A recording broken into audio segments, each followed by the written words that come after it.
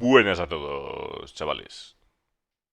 Otro viernes más con el Star Citizen Live, que en este caso se llama Objetivos, Torretas, Despegues. Mm. Hi, everybody. Welcome to another episode of Star Citizen Live, Targets, Turrets, and Takeoffs. I'm your host, Jared Huckabee. And if you've never seen Star Citizen Live before, it's our weekly Friday live stream where we sit back, we take questions from the community, we give answers to the community. Sometimes we watch somebody create something.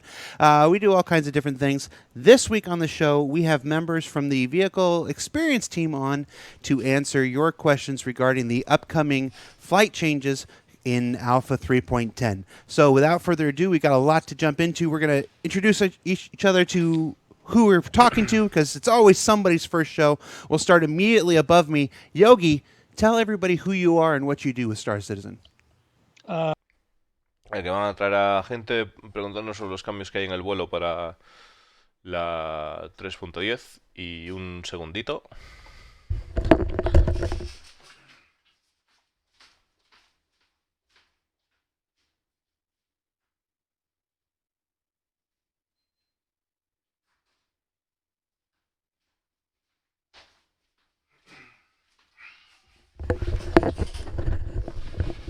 Y listo.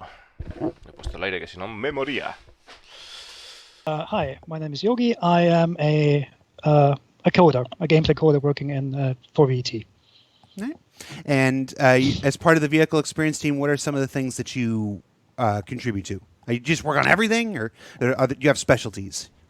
I have specialties, yeah. On everything is not work on everything is not possible. No, I am so for 3.10 I focused on turrets mostly and on the gunnery improvements.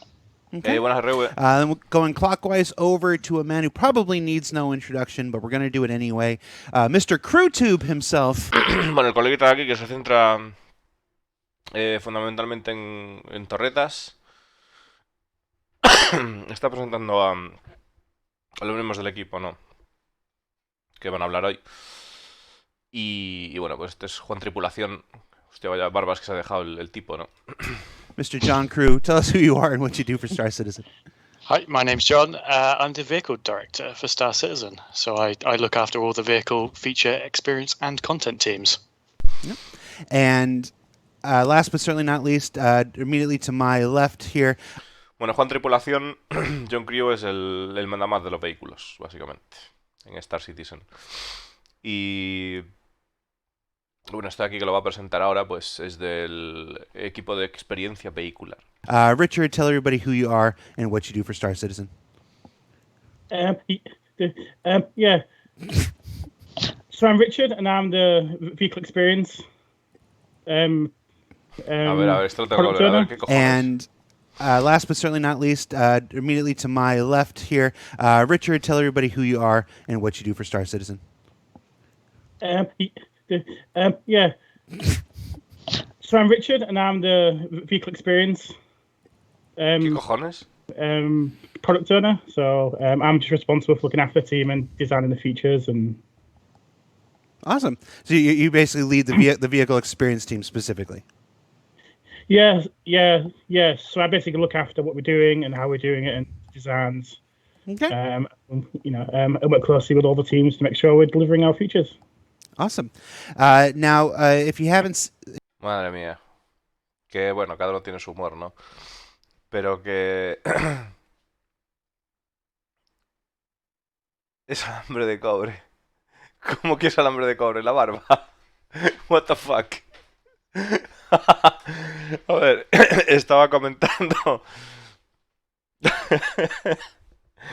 Estaba comentando al tipo que bueno, que es el equipo de experiencia vehicular que se encarga de que todos los equipos pues entreguen las características de los vehículos, que se entreguen correctamente, ¿no? Digamos que se da ahí como una experiencia interesante.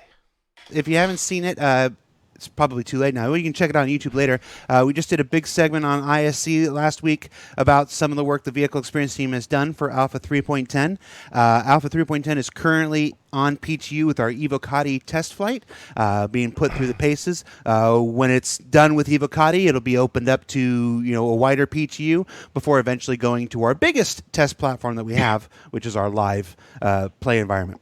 But until that happens, we thought we'd do a question and answer. You guys have a lot of questions about what's going on, especially after the segment. So we did our normal thing of putting up a Spectrum thread earlier this week and allowed folks to submit their questions for consideration. Necesito un momento que me he quedado despistado. To the paces. When it's done with Evocati, it'll be opened up to. If you haven't seen it, it's probably too late now. You can check it out on YouTube later. We just did a big segment on ISC last week about some of the work the vehicle experience team has done for Alpha 3.10. Alpha 3.10 is currently on PTU with our Evocati test flight, being put through the paces. When it's done with Evocati, it'll be opened up to a wider PTU before eventually going to our biggest test platform that we have, which is our live play environment. But until that happens, we thought we'd do a question and answer. You guys have a lot of questions about what's going on, especially after the segment. So we did our. Bueno, básicamente lo que he estado diciendo es que evidentemente pues está ahora mismo oyendo lo que es la 3.10, que se puede ver información de la 3.10 en el Inside Star Citizen, todo eso está muy bien. Que también se están haciendo ahora mismo, que se está haciendo test con los Evocati. Cuando se acabe el tema de los Evocati, pues como que pasarán a la Wave 1, Wave 2 y Wave 3, ¿no? ¿Qué pasa? Lo que pasa es que han dicho que han hecho este Star Citizen Live para hacer preguntas o para hacer tiempo mientras no sale. Entonces, a mí me da que hoy no va a salir el PTU. Tiene toda la pinta. Si no, no hubieran hecho no hubiera dicho eso así. No lo sé. Dice, hay mucha gente que tiene preguntas y tal con respecto al 3.10. No sé, pero igual pinta que no sale hoy. Our normal thing of putting up a Spectrum thread earlier this week and allowed folks to submit their questions for consideration and vote up which ones they wanted to see answered most. So we're going to start with them. Throughout the course of the show, though, you can submit new questions in Twitch chat by prefacing your question with the word question in capital letters surrounded by brackets. That's going to help our community management team pull it out from all the other chat. Está hablando de que podemos hacer preguntas a través de Spectrum o a través del chat, ya sabéis cómo va. How long can VTOL ships expect to hover before they start to damage their maneuvering thrusters? This is something we've been talking about a lot. De-emphasizing maneuvering thrusters, Vale. ¿Cuánto tiempo pueden estar suspendidas las naves VTOL antes de que empiecen a dañar sus impulsores? Sizing ships with VTOL. What do we got? Yeah. So we don't have like a current time frame of how long they're going to currently overheat for, and this is not something that's going to be in 310, but this is something we're looking at where it's going to depend on the size of the thrusters, the amount of power the thrusters develop, and the size of the ship and the design of the ship as well. So this is something which will come in a later release, but it's not something that's going to come for 310. Yeah, like Rich said, it's a very hard question to answer because there's so many ships with so many configurations, but generally those that have VTOLs will take longer, if at all, to get to the point where overheating damages. At the moment in 310, we do have that limit, so when they overheat, they just cut out to stop you damaging it. But in a future patch, yeah, we'll give you the option to turn that off if you're a madman, that you want to artificially risk your life. Yeah. And I would imagine. Vale, está diciendo de que ahora mismo es algo muy difícil de decir porque hay muchas naves, mucho tipo de configuraciones, pero que generalmente las naves que tengan VTOL pues podrán estar suspendidas durante más tiempo. Y ahora mismo no hay... O sea, en el momento que se sobrecalientan, antes de que empiecen a subir daños, pues simplemente se corta el flujo, ¿no? Lo que sí dice que en el futuro, pues como que podrás hacerlo si estás loco, si eres un hombre loco, pues que podrás hacerlo y arriesgar la vida si quieres, de extender el tiempo de duración y arriesgarte que se dañen los impulsores, ¿no? Imagine that's, of course, assuming you're using the VTOLs. Like if Yes. if you haven't switched your Cutlass into VTOL mode or your Reclaimer into VTOL mode, then you're just it's not providing any relief for your maneuvering thrusters at all at that point. Yeah, if you're not Okay. using the thrusters, then Okay. they don't consume any fuel, they don't heat up, they don't have a risk of being damaged. All right, let's move on.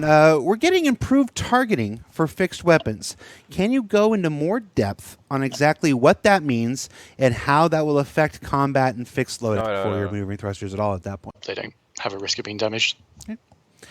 All right, let's move on. We're getting improved targeting for fixed weapons. Can you go into more depth on exactly what that means and how that will affect combat and fixed loadouts? Dice que tenemos mejoras, daño mejorado en lo que son las armas fijas. Que sí puede hablarnos un poco más en profundidad del tema, o sea, de qué va el asunto. Actually had a lot of questions regarding the nudging and what nudging means. So let's dive into it. What do you got, Yogi? Okay, so nudging does not mean that we kind of like put the bullets around the corner or anything like that. Every weapon on every ship has a convergence allowance, right? At the moment, that allowance is quite high for each weapon. It's like 8 degrees. So when you target something with fixed weapons or with any other weapons, and you don't fire the target, but if the target is really close to you, then you will see that your shots will cross over in front of you. That is convergence, and this is just an inherent property of the weapon. So they can gimbal, like a little bit of gimbling in each, right? So we're using that to help the fixed weapons finding the target. I know that people would say, "Oh, wait a sec, it's auto aim," but it's not really auto aim. So assuming I'm prepared, you have a ship flying in front of you, right? So this Hornet goes into. Hostia puta. Bueno, básicamente lo que está diciendo es que ahora mismo las armas lo que tienen es que modifican su convergencia o divergencia. Oh, Dios mío. Bueno, no, que modifican el punto de convergencia que tienen, mejor dicho. O sea, es decir, si tienes una nave cerca, pues el punto de convergencia se acercará. Entonces, si tenemos aquí 3 armas disparando, ¿no? Y disparan, pues si la nave está más cerca, se dispararán más cerca y se cruzarán los disparos, ¿no? Veremos cómo se cruzan los disparos y tal. Si está más lejos, pues veremos tal. Que tiene como una especie de mini gimbal las armas fijas. Hay que verlo en juego. Suena poco satisfactorio, la verdad. Hay que verlo in game y ver cómo es, ¿no? To this direction, then the predicted impact point will be here. Oh yeah, right. Okay, let's say John is aiming at me, right? I don't have a ship. I'm spaceship. prepared, Jared. Okay. Nobody told me you Anyways. were doing this. All right, go ahead, continue. So let's assume this is like the center of the predicted impact point. What we do is when your current aim vector is intersecting with that, at some point we will start nudging the bullets towards the target, but it won't be like an instant swap, but it will be a fluent it will be a fluent ratio towards the target. So if you're really aiming good anyways, right? But if you're slightly offset, it will still nudge the bullet in this direction, but not perfectly. So it kind of like slowly fades them onto the target. What this effectively does for fixed weapons is it makes the target a little bit bigger, so it's a little bit easier to hit, but it's not auto aim. It's just an assist that we allow based on the convergence properties that the weapons have anyways. Because you could argue, hey, if the weapons can converge, why can't they go a little? Vale, o sea, lo que está diciendo... es un terreno pantanoso. Bueno, vamos a ver. El tipo está diciendo que esto es el círculo, ¿vale? El círculo que estaría... El pip de apuntado que estaría delante de la nave, ¿no? Entonces, que tú cuando disparas... Vale, ¿veis cómo se mueve el ratón? Bueno, si tú disparas desde aquí, donde está la mano del tipo, ¿vale? Si tú disparas para aquí, ¿vale? La bala como que hará esto. Hará una curvita así para el medio. Lo que pasa es que si disparas fuera como que se pasará de largo, aunque la idea es que cuando tú dispares, que al hacer las balas este movimiento, ¿vale? De ser como atraídas por esto, pues que aumentará la zona de disparo, de apuntado. Esto hay que verlo in-game, ¿eh? Hay que verlo in-game porque así tiene una pinta chunguerele. Ya hay que verlo in-game. O sea, lo que es el funcionamiento en sí... no sé, o sea... En realidad... o sea, como que parece que va contra todo lo que es... que Star Citizen sea realista, ¿no? De que esto suceda. Lo que pasa es que, bueno, una cosa es sobre el papel y otra cosa es jugado. Eso también hay que ver cómo es. A fluent, yeah, it will be a fluent ratio towards the target. So if you're really aiming good anyways, there's right. But if you're slightly offset, it will still nudge the bullet in this direction, but not perfectly. So it kind of like slowly fades them onto the target. What this effectively does for fixed weapons is it makes the target a little bit bigger, so it's a little bit easier to hit, but it's not auto aim. It's just an assist that we well allow based on the convergence properties that the weapons have anyways. Because you could argue, hey, if the weapons can converge, why can't they go a little bit more on the target? So this is what we're doing with that, and it is really necessary. So we did a lot of gameplay tests with that, and it definitely improved the viability of fixed weapons. Not to the point that they're already on par with auto gimbals. That's something we need to fix later, but they will be more usable in 3.10. Okay. Está comentando de que es algo que era necesario para poner en el juego, que no están a la par de lo que son la gimbal, pero que haremos más mejoras en el futuro. Eso es lo que comenta el tipo. Lo que pasa es que... es un tema, o sea, esto hay que verlo. Antes de opinar de cómo queda y tal, de momento suena como el culo. O sea, suena horrible. Before we go on, we had two immediate questions. Yogi, first, what is that thing on the side of your head? There's a track IR. It also does. Does it? Yeah, it does some light. Yeah, this is from our head tracking stuff. So I can recommend it. You sit in your cockpit, you look left, and your cockpit, you look left. You can even gimbal your weapons using that, though it needs a lot of training to actually hit something with it. I wouldn't play without it nowadays. Okay. Well, that is obviously it's a third-party product. It's not officially endorsed or anything, but we wanted to explain what it was early in the show because questions were coming. Also, as far as those ships are actually Estaba diciendo el tío que tiene un tracker en la cabeza. Si no sabes lo que es un tracker, pues son como tres luces que son seguidas mediante una cámara y bueno, pues esa cámara digamos que lo que hace es que... Bueno, con esto lo que haces es que sigue los movimientos de la cabeza, ¿sí? Eso es todo. Deflexión en el espacio...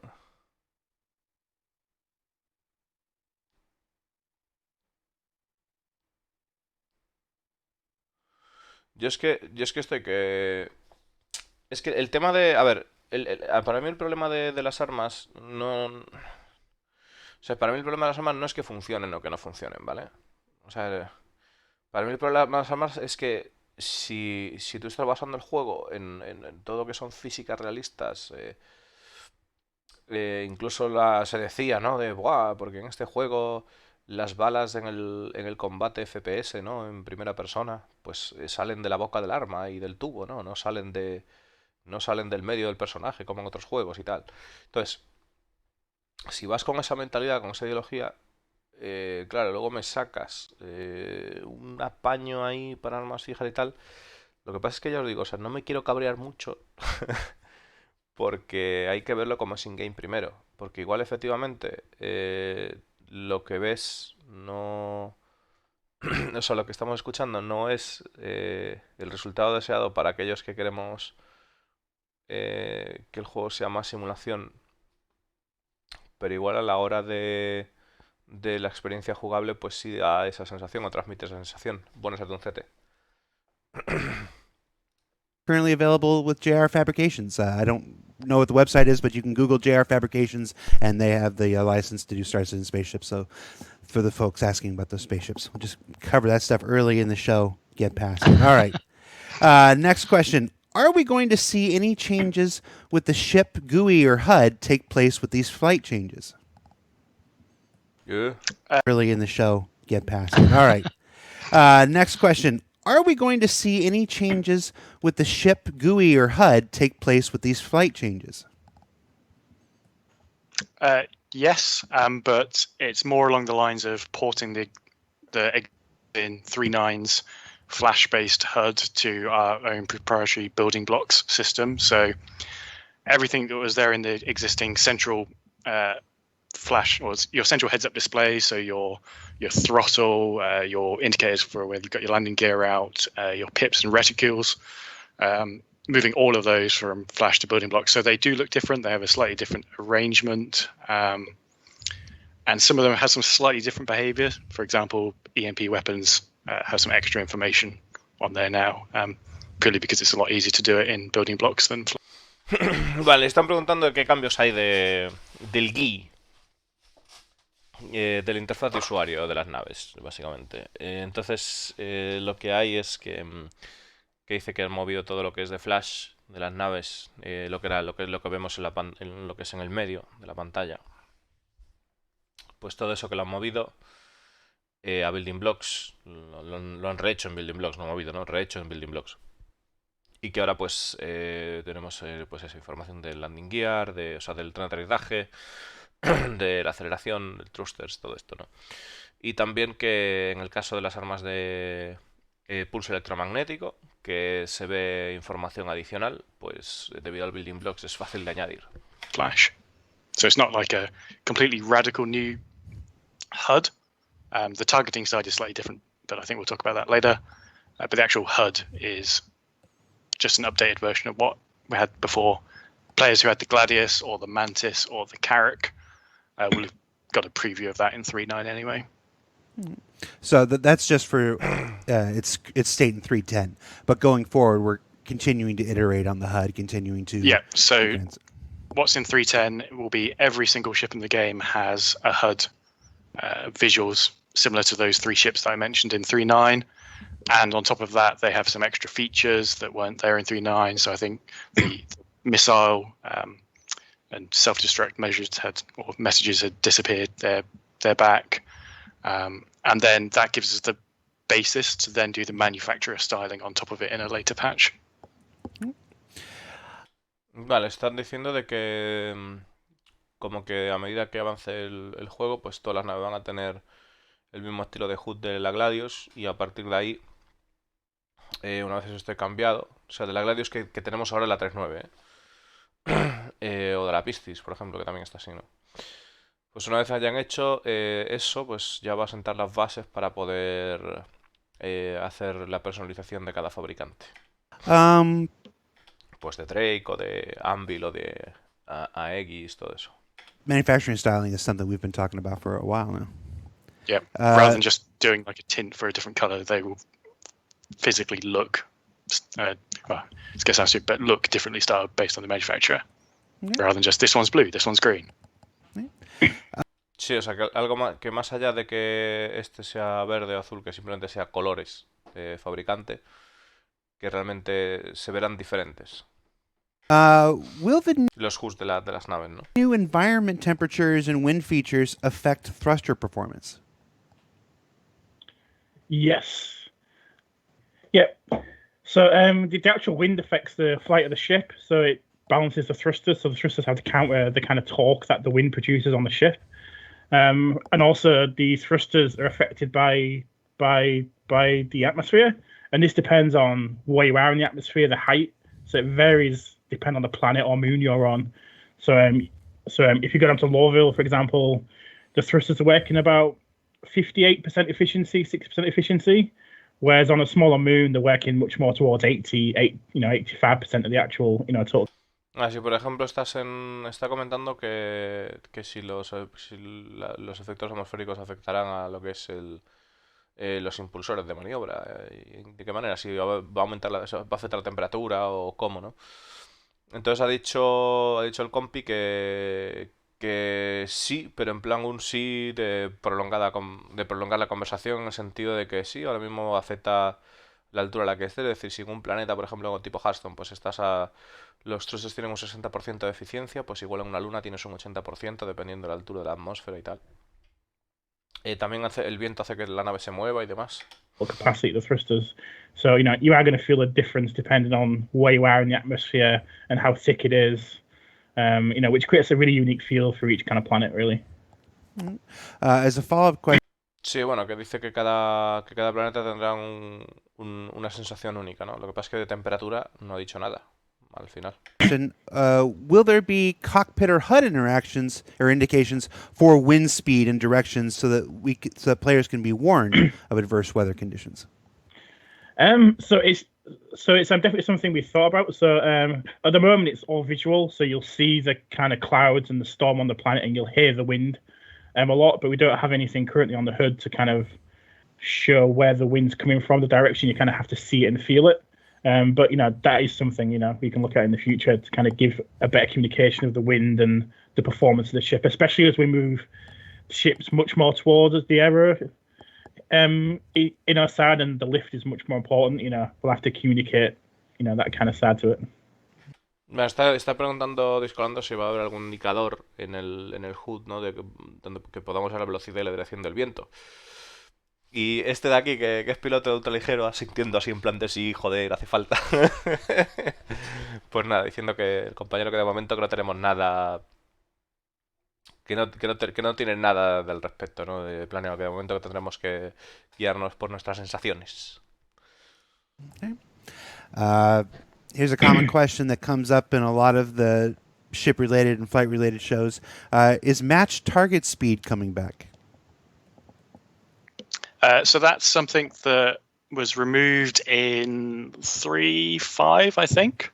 Around there. It was with the revision of IFCS. It was something we intentionally didn't put back in. Not to say it's never going to come back. There was a lot of overhead that came with it, and a lot of miscommunication is the wrong word, but there was a lot of confusion about how it actually works, the cost of keeping up to date. It's something we keep looking at. I know there's a sort of vocal group of people that want it back. So I'm not going to say it's never coming back, but it's not on our immediate priorities to bring back. Yeah. I know a lot of... Vale, ¿qué pasa con el Match Target Velocity? Que viene siendo el igualar la velocidad del objetivo que tienes marcado. Y dice que estuvo la 3.5, pero desde la 3.5 luego se quitó, y como que hay un grupo internamente, hablando en signo, que quiere que se ponga, pero otro grupo que... Entonces como que no tiene prioridad. De momento no tiene prioridad y no es que no se vaya a poner, pero tampoco es que se vaya a traer. O sea, que está en debate y punto. Y que bueno... A lot of folks que no want it to make things like formation flying easier and stuff like that. Claro, es algo para poder hacer formaciones de vuelo fáciles y demás, fácilmente. It's especially helpful for folks doing like the cinematic stuff when you got ships of different types and stuff like this, and you're trying to keep them in the frame at the same time. It's like if we could just match. Claro, la cuestión aquí es, para tú hacer formación tienes que mantener una velocidad determinada. Entonces, la cuestión es, ¿queremos que exista el Match Target Velocity o queremos que realmente si quieres hacer esa formación que te lo tengas que currar y si no te jodes? O sea, punto. Speed, that would make that a lot easier. Yeah, no, I appreciate that. When we did the changes for IFCS, we looked at the analytics of how much all the functions get used versus the time we had to deliver the product, and it was very far down the list in terms of actual use across the game. Cut at the time. Has cargo on ships been factored into the flight model, like an empty caterpillar versus a caterpillar full of titanium? So yes, it has. We've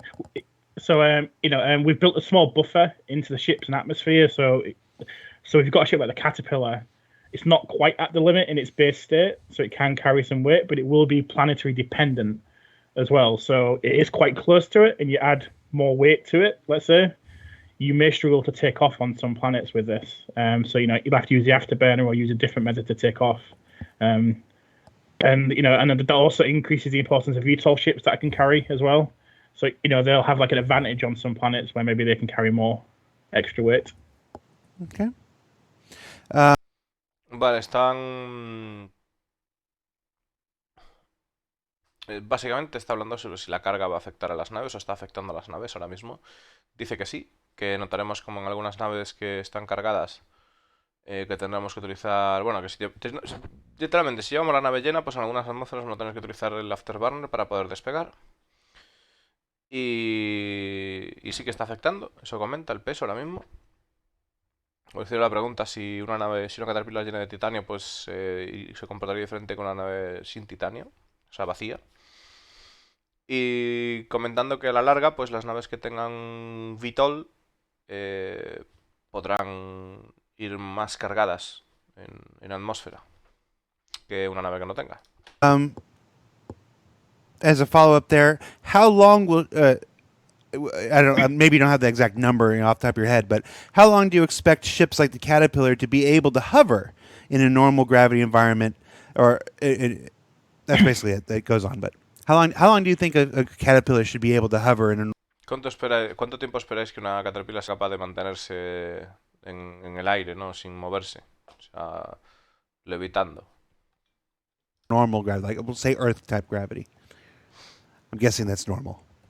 Yeah, that's quite a difficult one because we want it to be able to be like a limit that we have, but it's how we build up to that limit over time. It's also how we communicate that the ship is reaching its limit. For being able to hover as well. So it does a lot of different factors to kind of make that overall time feel right in the end. Right. Yeah, we don't have an exact number, but it's not going to be like a instant you fall out the sky. There will be suitable warning and time for you to do something about it. Right. Yeah, there will be like very precise things on your heads-up display that tells you about that state. I mean, obviously, like it needs to be long enough so people can comfortably launch and land from a planet or so. But you wouldn't take like a Caterpillar into a gunship roll hovering over the ground for extended periods of time. Bueno, está comentando de que el tiempo que te ha suspendido una Caterpillar, que es difícil de saber, de medir, que no va a ser algo instantáneo, pero que vas a recibir como una serie de alarmas, de alertas, y que comenta aquí el compi que tendrás como una especie de visual que te indique el tiempo de que dispones o de alguna manera el estado, más bien el estado de los impulsores en ese momento, y que tiene que darte tiempo para poder aterrizar.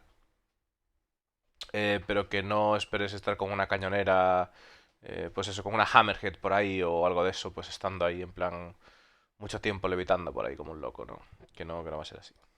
No, you want it, but I'm going to load it up with guys with railguns and just open the doors. That is a choice that you have.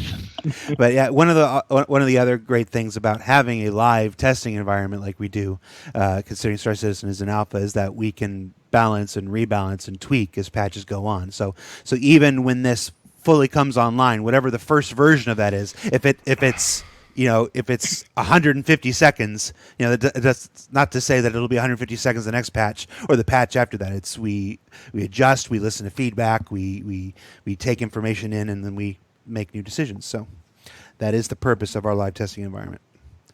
Can we get an altitude hold autopilot for when we fly around a planet, so we don't have to babysit our ships from flying straight off into space?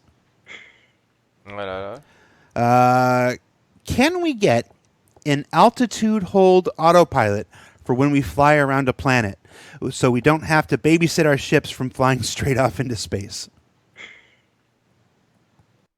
Vale, que si podemos tener un... ¿Cómo es? Un piloto automático que mantenga la altura de la nave.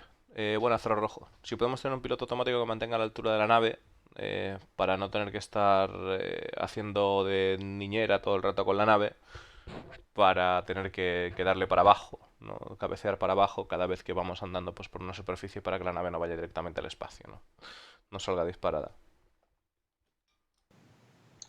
I think the short answer is yes. It's not something we're actively working on, but it's something we've talked about, something that makes sense. It's not the easiest thing in the world to do, but is when you have to factor in the the altitude, and then the planet, and then all the wind and everything else. Like, how much do we want it to be corrected based on environment? As soon as you get a gust of wind, you want it to turn off. You start going down a rabbit hole. But yeah, it is something we've talked about, but it's not actively being worked on. There's also the question whether it's an Claro, es algo de lo que es algo que estuvieron hablando, que es algo lo que quieren traer, pero que no es una prioridad ahora mismo, aunque también salieron conversaciones con ese tema de, por ejemplo, de si hay un viento muy fuerte, tal, pues como que tengas que desactivarlo de alguna manera o algo así, ¿no? altitude hold or like height above ground hold or so. Right. Then there'll be a camp that wants one and the other, and then so right. Do we do one upset the other? Do we do both, double the time? Whether it's sea level or whether it's it accounts for mountains and hills terrain and stuff. level, yeah. Okay, I gotcha. Claro, luego ver si quieren altitud con respecto al nivel del mar del planeta, por así decirlo, o si quieren altitud con respecto al suelo, ¿no? Con respecto a la distancia del suelo. O sea, que es si tener ambos, si tener uno, que eso todo es un tema. All right, next question. We've had a lot of talking lately about jerk and the increased weight of ships. How does the change? How do both of those change the general feel of flight in space? For example, are ships less or more responsive when they are below cruise speeds compared to 391? Yep. Of flight in space. For example, are ships less or more responsive when they are below cruise speeds compared to 391? Yep. So it hasn't really changed the responsiveness of the ships in terms of the initial movement, but what it does is it changes the time it takes the ship to automatically kind of alarm back. So the ships feel heavier in that sense. So if you move the ship and then basically let go of the controls, on the bigger ships, you'll really feel the ship will take a lot of time to correct itself and go back to zero, whereas the smaller ships will feel responsive, compared to that, but you'll still feel a small bit of jerk in that. But it's much more prominent on the bigger ships at the moment. And again, back to your point, this is something we put in the game for the first time, and we're currently evaluating it ourselves. And as more players get their hands on it, we're getting more and more feedback towards how it's affected the feel of combat and the feel of flying in general. So we're kind of, it is something we're going to tune for this release, which we have, and then we're going to tune it, for the next release and the next release beyond, as well. So it's a learning process for us. Un segundo, es que, madre mía. Se me hace un poco complicado el traducir este hombre. Sé lo que está diciendo, pero claro, o sea, es que hablan de como, pues, raro. Habla raro. E5, I think. So people can comfortably launch and land from a planet or so. That's not to say that it'll be 150 seconds the next patch or the patch after that. For you to do something about it. Right. Yeah, there will be like very precise things on your heads-up display that tells you about that state. I mean, obviously, from a planet. Okay, fine. Whatever the first version of that is, if it's Bueno, aquí estaba comentando que evidentemente que descolando, ¿no? Que no importa la versión en la que, o sea, la versión de las cosas que vayan a salir ahora, que eso pues con el tiempo se podrá balancear y corregir y balancear y rebalancear y que no hay problemas con eso, ¿no? Que no es algo definitivo cuando se refería al tiempo de que estaban suspendidas las naves. We take information in and then we get an altitude hold. I think that altitude hold. You start going down a rabbit hole, but For mountains and hills. Terrain. And stuff. Change the responsiveness of the Lately about jerk and the increased weight of ships. How does the change? How do both of those change the general feel of flight in space? For example, are ships less or more responsive when they are below cruise speeds compared to 391? Yep. So it hasn't really changed the Bueno, en resumidas, sí, o sea, no vamos a poner todo lo que ha dicho porque en resumidas lo que ha dicho es lo que le están preguntando de cómo va a funcionar el empuje de los impulsores en la 310 con naves más. O sea, ¿cuál va a ser la diferencia entre llevar una nave gorda y una nave más ligera? Y cuál va a ser la diferencia además de hacerlo en la 391 y de hacerlo en la 310.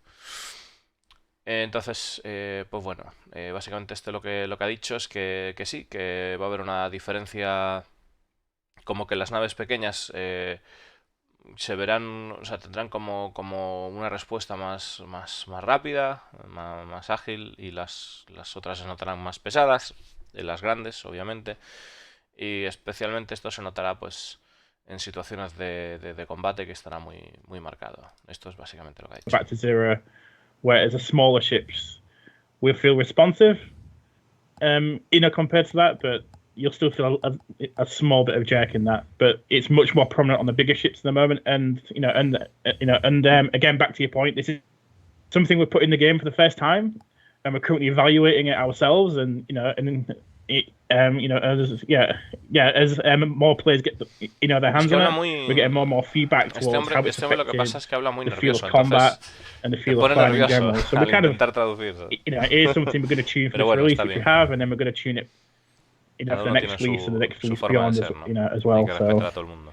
it's a learning process for us. You make a great point, Richard, and it's good enough that I want to reiterate it. That 310 is the next step in Star Citizen's continuing evolution of flight mechanics. So it is not the final step. So it is the next big leap forward, and it's just as important to get these changes out there to improve the player experience, but also to generate the feedback that we need to continue improving and continue iterating as things go forward. So, and similar to like we talked about on Insights last week. Está diciendo de que o sea, el paso que están dando por el módulo de vuelo no es el paso final, sino que continúan interactuando, ¿no? con el sistema, y mejorándolo, y mejorándolo, y mejorándolo, y mejorándolo. I think it was last week, or maybe it was the week before. It's Every very week hard. Yeah, it's very hard to just read this or see us talking about it and go, yes, that's how it feels. You need to get in there and play it, because responsiveness is subjective. Everyone feels it differently, and just looking at a number in a spreadsheet doesn't give you that actual feeling of how it plays.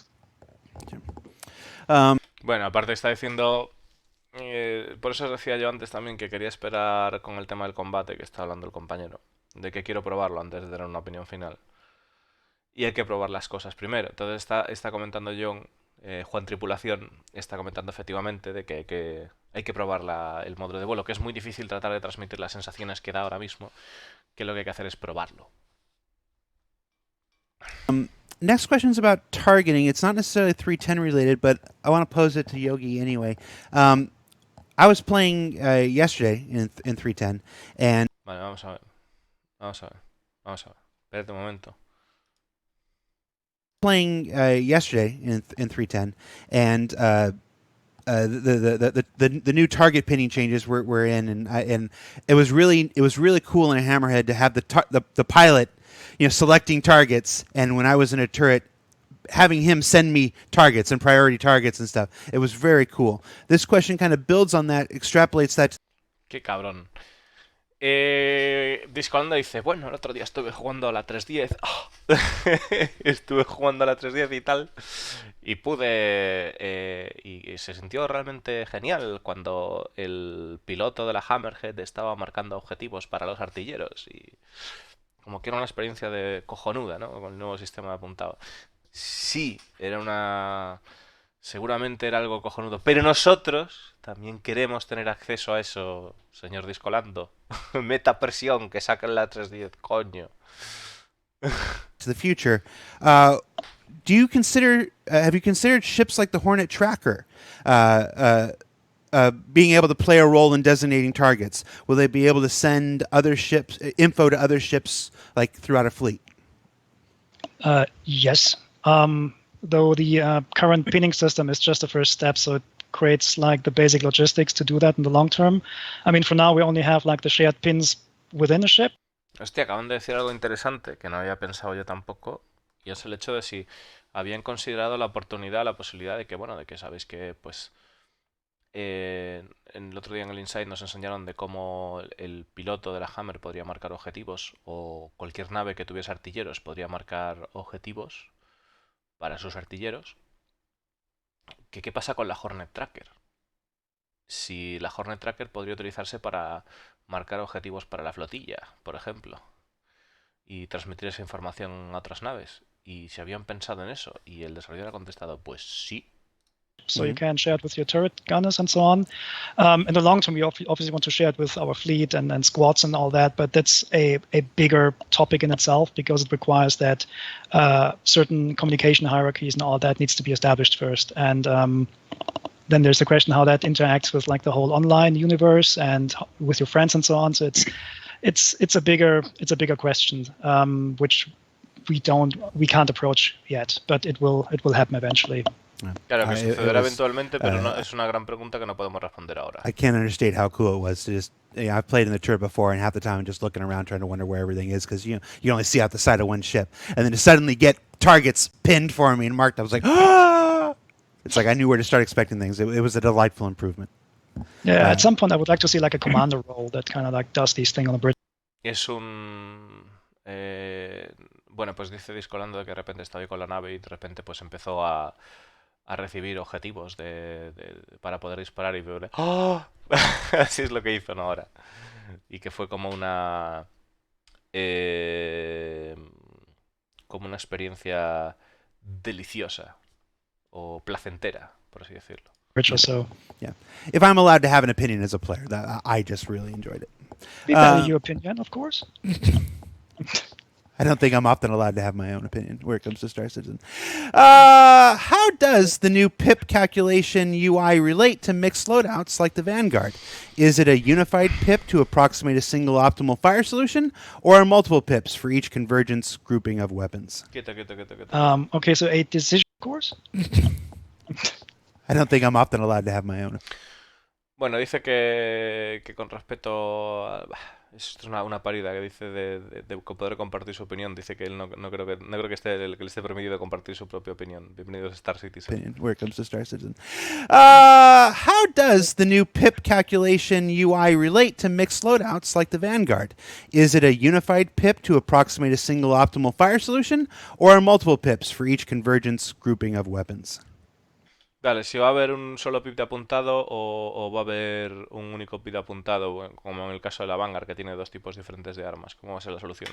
Okay, so a decision that we did in the past, which we're still having, is that we're having a single pip for each individual convergence group, and we have fixed and the gimbals.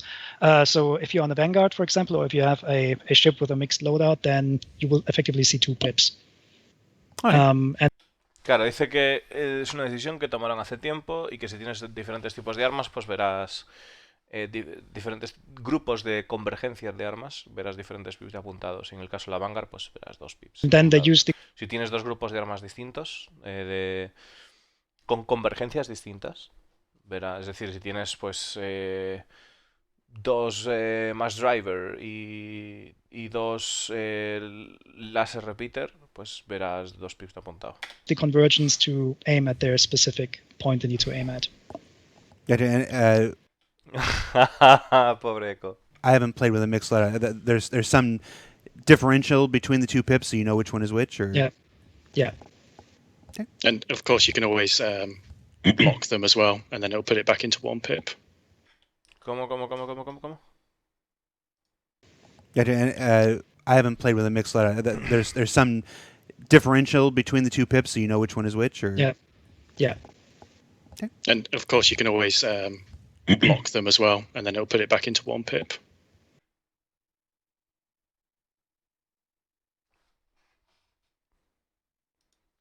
The two pips, so you know which one is which, or yeah. Okay. And of course, you can always block them as well, and then it'll put it back into one pip. Okay.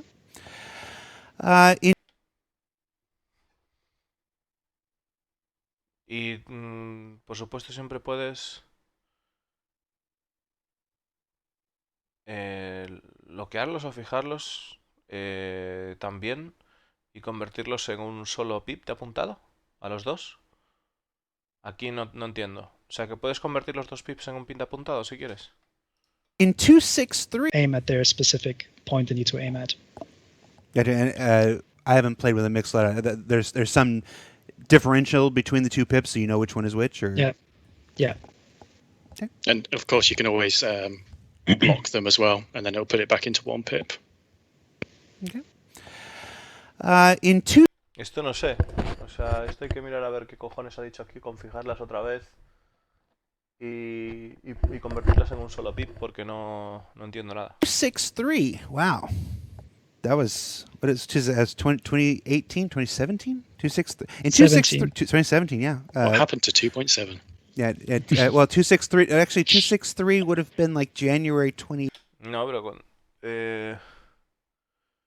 si lo fijas, si las fijas que tendrás un solo pip, pues puede ser, no lo sé. 18, I feel like. Maybe. No. Wasn't 26 2017?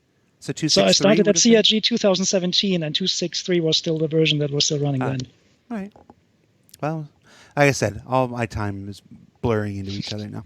Anyway, in 263, the target bracket included ship direction information, allowing players to better predict ship movement to line up fixed gunshots. Will this be returning? So for 310, we've got the direction arrow, which shows you the direction of the ship, and also we've got a really cool trail as well, which shows you where the ship has been, so you can kind of predict where it's going next. And, you can kind of see the path of the ship. So that really helps you in combat. So even though that was before my time, that's kind of what we've got for 310.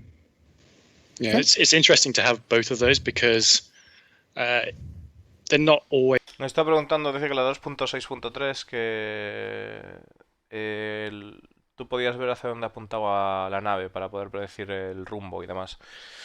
Si eso va a volver, y comenta el compañero que en la 3.10 pues no solo verás la dirección de la nave, sino también verás un rastro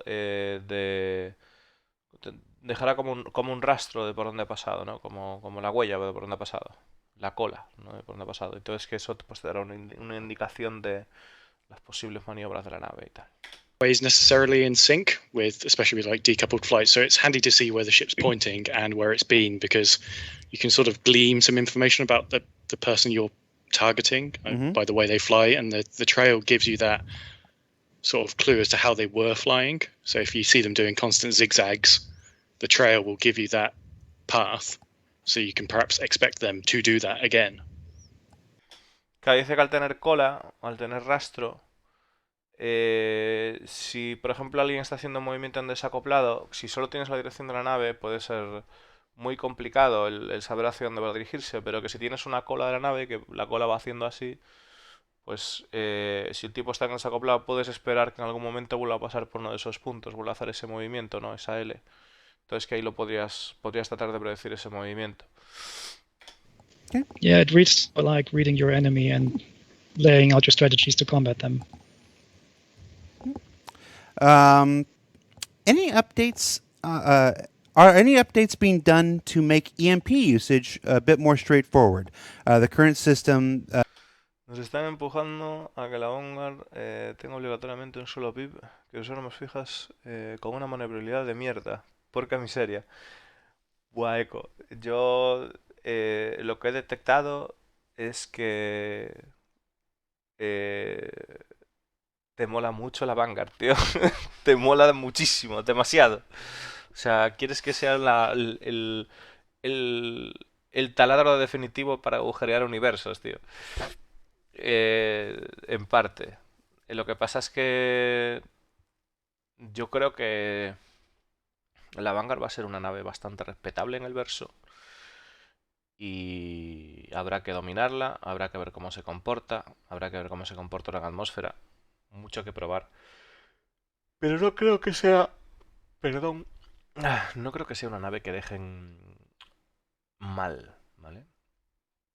Creo que es una nave que en realidad es bastante icónica en el Star Citizen. Y creo que le darán su espacio y su funcionalidad adecuada. Contains a bit of guesswork and a fair amount of confusion for some. Myself among them. ¿Qué más da que tenga 2 pips o que tenga 25? Eso da igual. Lo que importa es cómo vas a poder utilizar eso y el rendimiento o el desempeño que tenga la nave. A mí me da igual que tenga 25 pips. Me da igual. Si yo con la Defender soy capaz de hacer mi trabajo, me da igual que tenga 25. O sea, me refiero, una cosa es sobre el papel y otra cosa es jugándola. Hay que jugar la nave. Entonces, yo cuando la juegue, porque la jugaré la Vanguard, cuando la juegue pues podré tener una opinión más firme. De momento, por ejemplo, yo te digo que no creo que la Vanguard la vayan a dejar mal parada. No tiene pinta. Okay, we're just taking the. Well, I can I think there's a little bit of like more HUD work for the EMP stuff. In the future, we want to move the EMP stuff more into the missile operator mode, but that's not for 3.10. That's for post 3.10. All right. Yeah, there is. So to give a bit of context for those that don't know what's going on with EMP at the moment, all EMP items start off by default, and you have to manually turn them on. That's because it was a design that we wanted to try out where when they're on, they use a huge amount of power. So by having them on by default, you ended up sort of crippling the ships. You turn your ship on and then it would immediately turn off because the EMP just started absorbing all the power your ship needed. So we'd have them turned off by default. Then when you want to use them, you have to manually go turn them on. And that's Right. an awkward step that we want to solve in the future where like if you're in an EMP ship and you hit right mouse button or secondary fire and whatever control scheme you're using, it goes EMP's offline. You're like, why is it offline? It's because it's not turned on. So we want to simplify that flow where it perhaps turns it on for you or gives you a prompt of what to actually do to turn it on rather than requiring someone to hunt through the MFTs to do it. And then it's you as a player choosing to do this big energy absorbing behavior, which means you then have to choose like, am I going to charge this up? Or am I going to use all my energy weapons? Am I going to use my power for flying after burning? It's a choice you have to make between the two. Claro, está comentando con respecto al MP el motivo de que están explicando de por qué aparece apagado el pulso electromagnético en las naves. Dice que inicialmente las naves que tengan MP, pues como la Hawk, la Avenger Warlock, la Sentinel, aparece apagado porque se supone que tiene altos consumos de energía. Tiene un elevado consumo de energía y que la cuestión es que como que quieren dar la capacidad al jugador de decidir pues si lo van a encender pues que tenga unas consecuencias en plan de la maniobrabilidad se vea reducida, o no sea, que no tenga tanta potencia de armas o que tenga que tomar decisiones el jugador de si quiere realmente cargar ese componente y usar ese componente. Lo que sí que están hablando es de simplificar un poco el uso en el sentido de la posibilidad de que quizás pues si activamos el disparo secundario, que en este caso pues estaría linkado a lo que es el pulso electromagnético en las naves, muchas de ellas no. Entonces, de la posibilidad de que ya se encendiese al darle a ese botón de alguna manera o que te saliese algún tipo de accesorio o algo así para poder interactuar, ¿no? Cuando hagas eso, pues que te saliese algo para poder interactuar de que si lo quieres encender o no. That's just sort of a background as to why it's like that. And then, lots of people get confused by it. And just a small plug, the Mantis is currently the ship of the month for subscribers for the month of July. So if you are a subscriber, you can fly around in the Mantis all month long. Next question. Let's see what do we got. Can ships with wings glide in atmosphere now? Yes. So, but with a caveat, I'd say we've got a very basic form of gliding right now, where we've currently got the ships with a flat surface, so the wings are not shaped like wings. For example, at the moment, the ships have flat surfaces which generate lift and drag depending on how you pitch and move the ship, basically. So if you do turn off the engines, you will glide, but you won't really have control over the ship. But again, this is the first version of the atmospheric flight for these ships, and it's a really big step we've taken, but it's a step to enable us to do other things in the future. So, bueno, está comentando aparte de eso, Discolando comentaba que la Mantis era la nave que tenemos los suscriptores ahora disponible, que ya sabéis. Y luego comentando de si las naves planean ahora mismo en la 3.10, que es una de las preguntas, y dice que sí, sí que lo hacen, pero pero las alas no se comportan como alas todavía, sino que utilizan como arrastre ¿no? Como una especie de vectores que vimos el otro día, como empuje, contra arrastre, contra tal. O sea, que no se comportan como las tal cual, es decir, esto quiere decir que si tú apagas la nave, sí, la nave planeará, pero no podrás maniobrar con la nave apagada. In the future, we're looking at having control surfaces and different shaped wings, so we can actually maneuver the craft with the wings rather than the thrusters.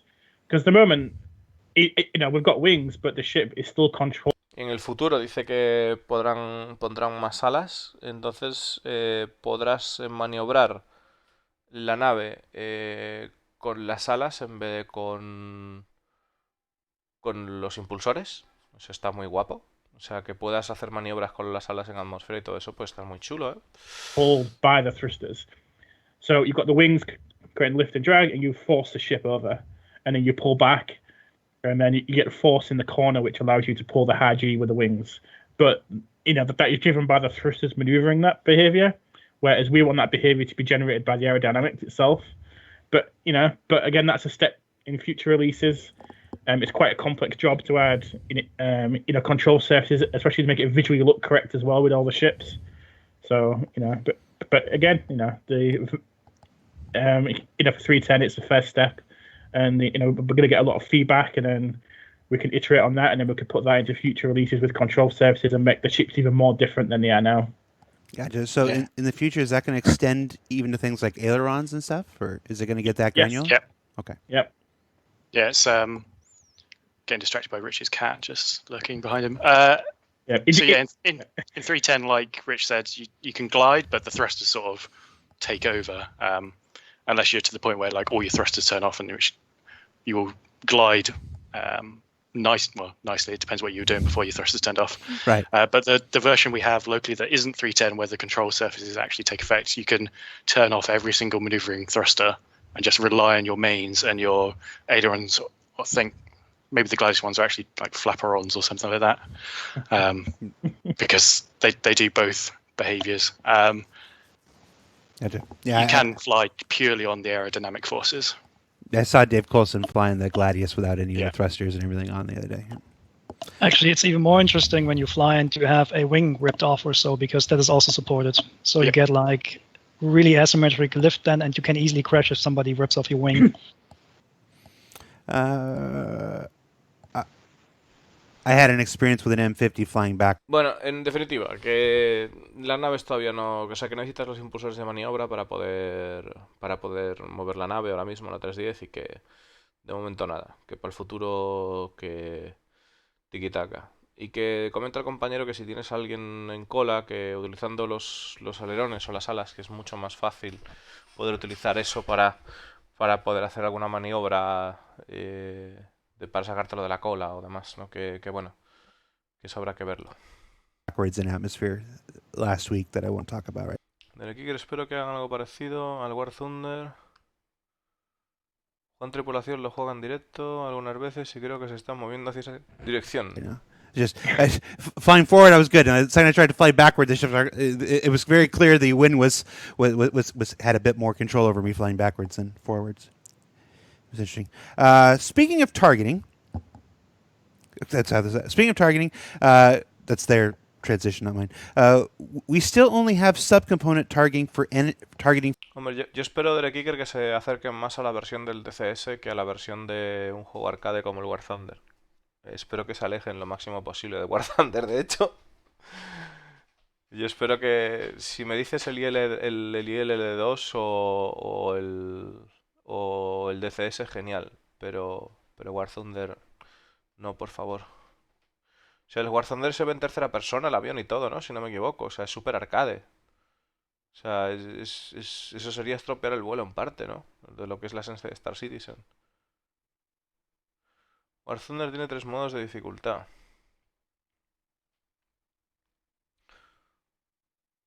Y tiene un vuelo más... arcade, realista y simulador. Ok. Yo eso lo desconocía. Interesante. Entonces ahí la cosa puede cambiar. Claro, yo la parte que conozco es esa, la de que pruebas y vas con el avión ahí en tercera persona y tal, y es un poco... Es súper complejo el simulador. Ok.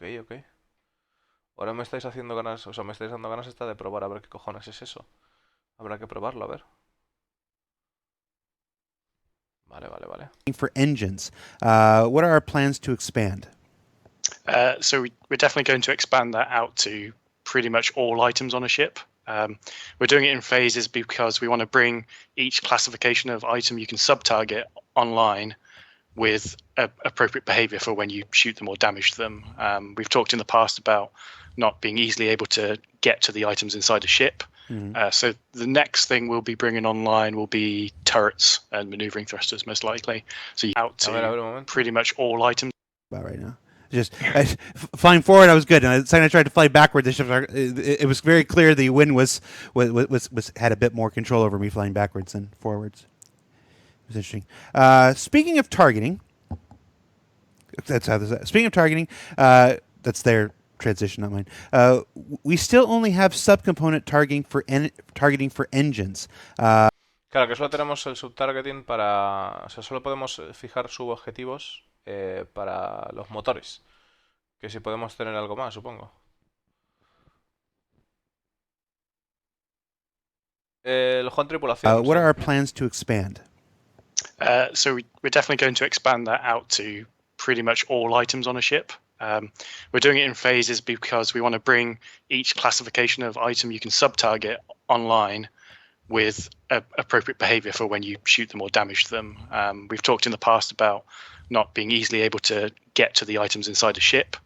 So the next thing we'll be bringing online will be turrets and maneuvering thrusters, most likely. So you can target another ship's turrets, take them out, target another ship's maneuvering thrusters, which will then have a big impact with everything we've talked about before. So I'm not going to say every patch, but over the course of the following patches, you'll see more and more things come online to be sub-targeted. Is that...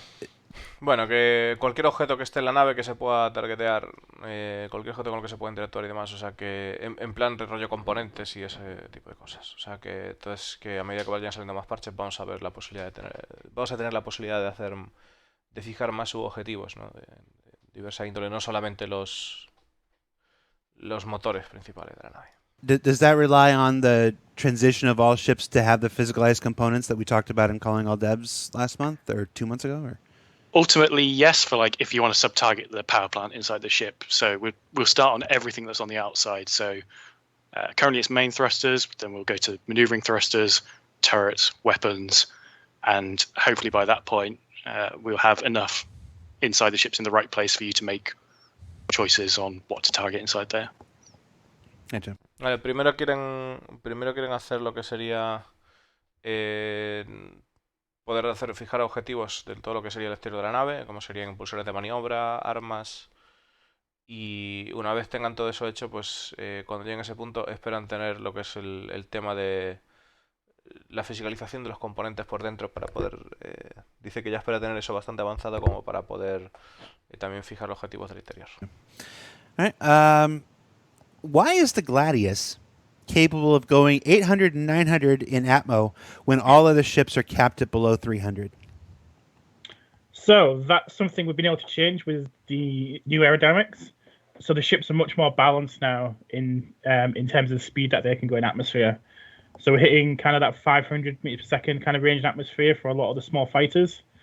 And also we've kind of gone abroad as well. We've gone and increased a lot of the larger ships because a lot of the larger ships actually went very slow in atmosphere before because of the model we had.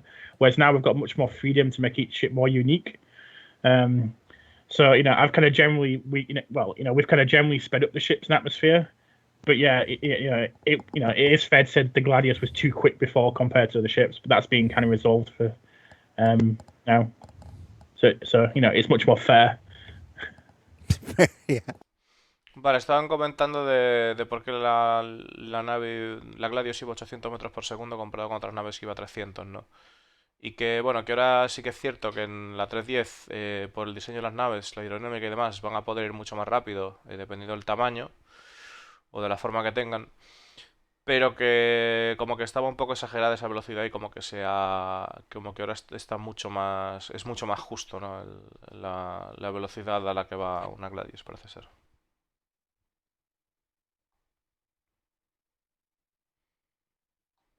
A ver.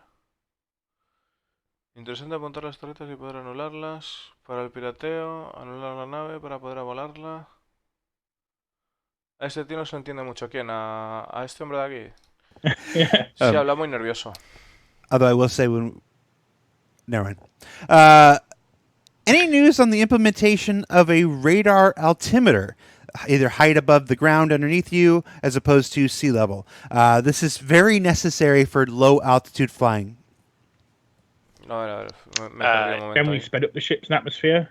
But yeah, Any news on the implementation of a radar altimeter, either height above the ground underneath you as opposed to sea level?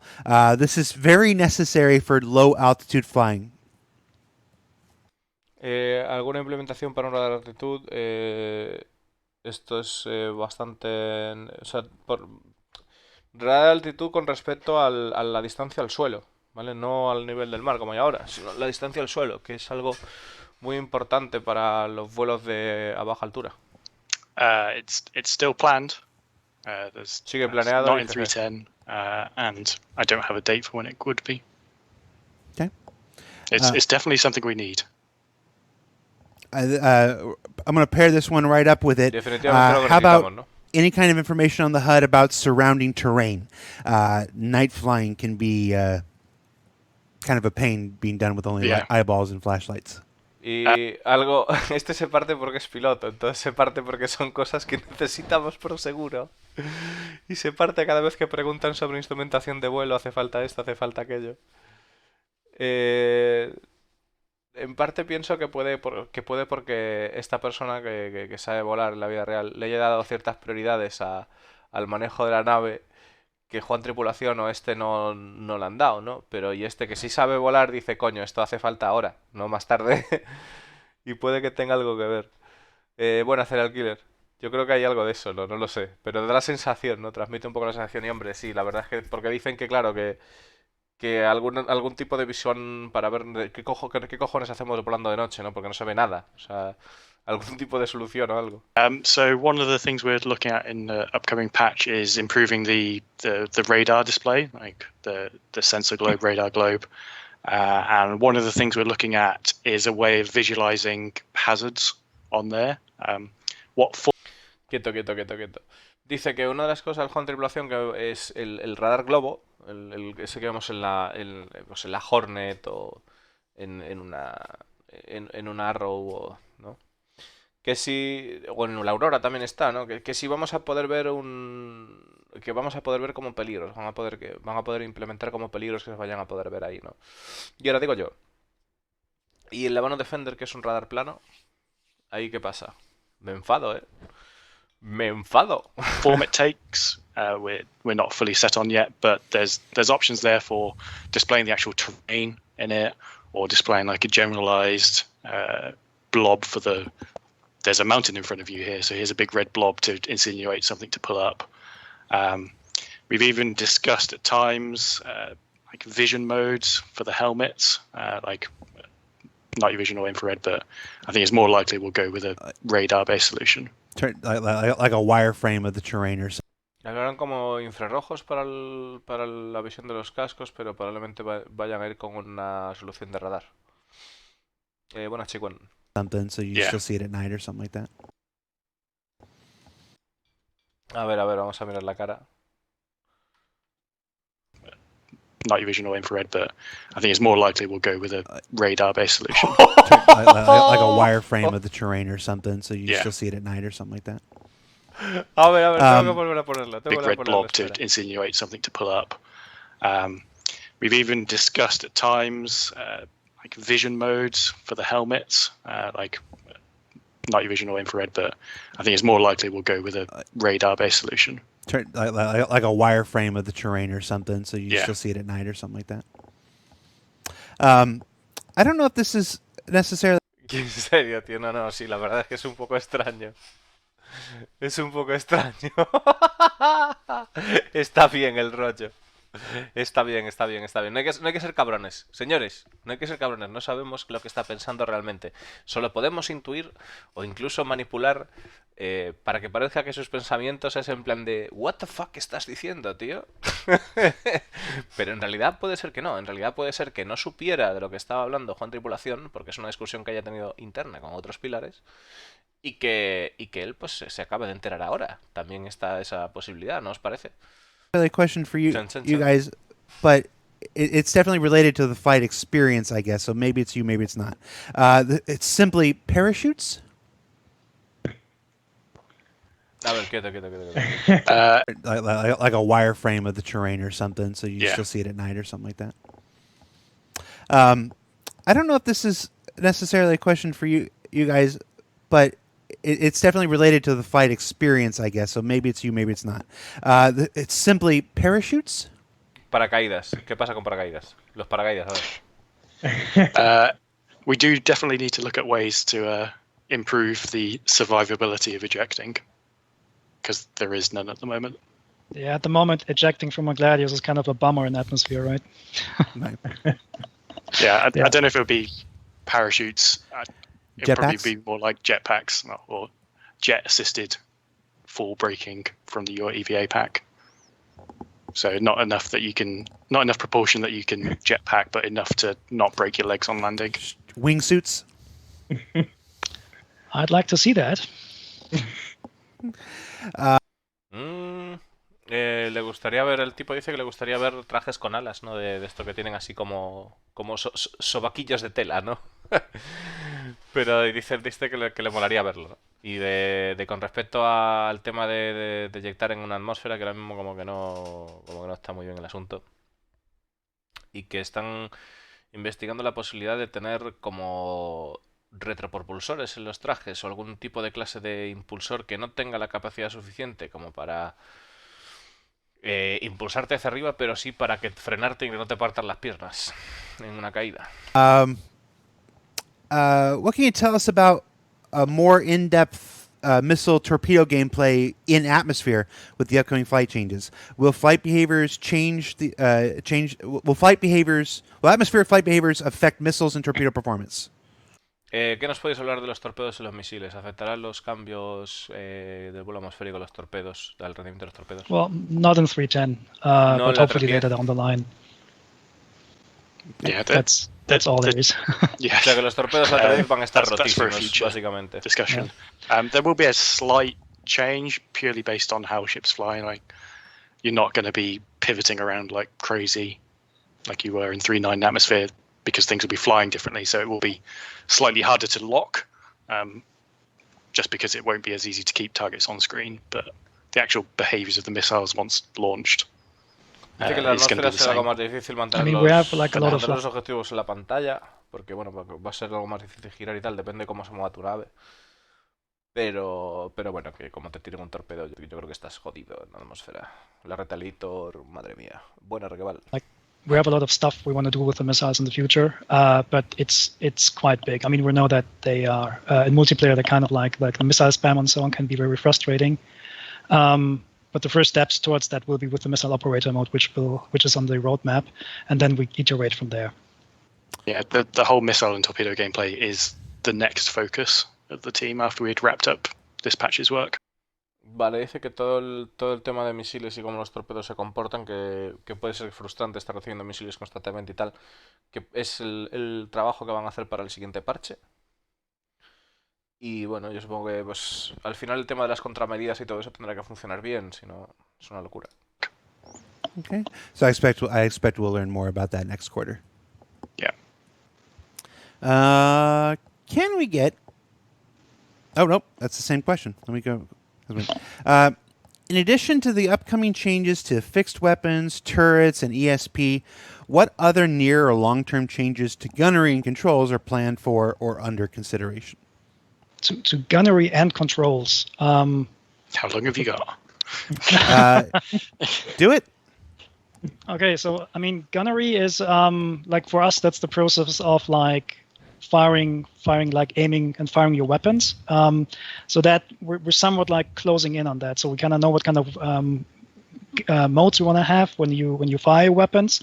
I mean, we have fixed, we have manual or free, and then we have gimbal assist. Gimbal assist, for example, is a bit too strong. So later we want to like debuff it a little bit, but for that we need more support from the sensor systems to do that.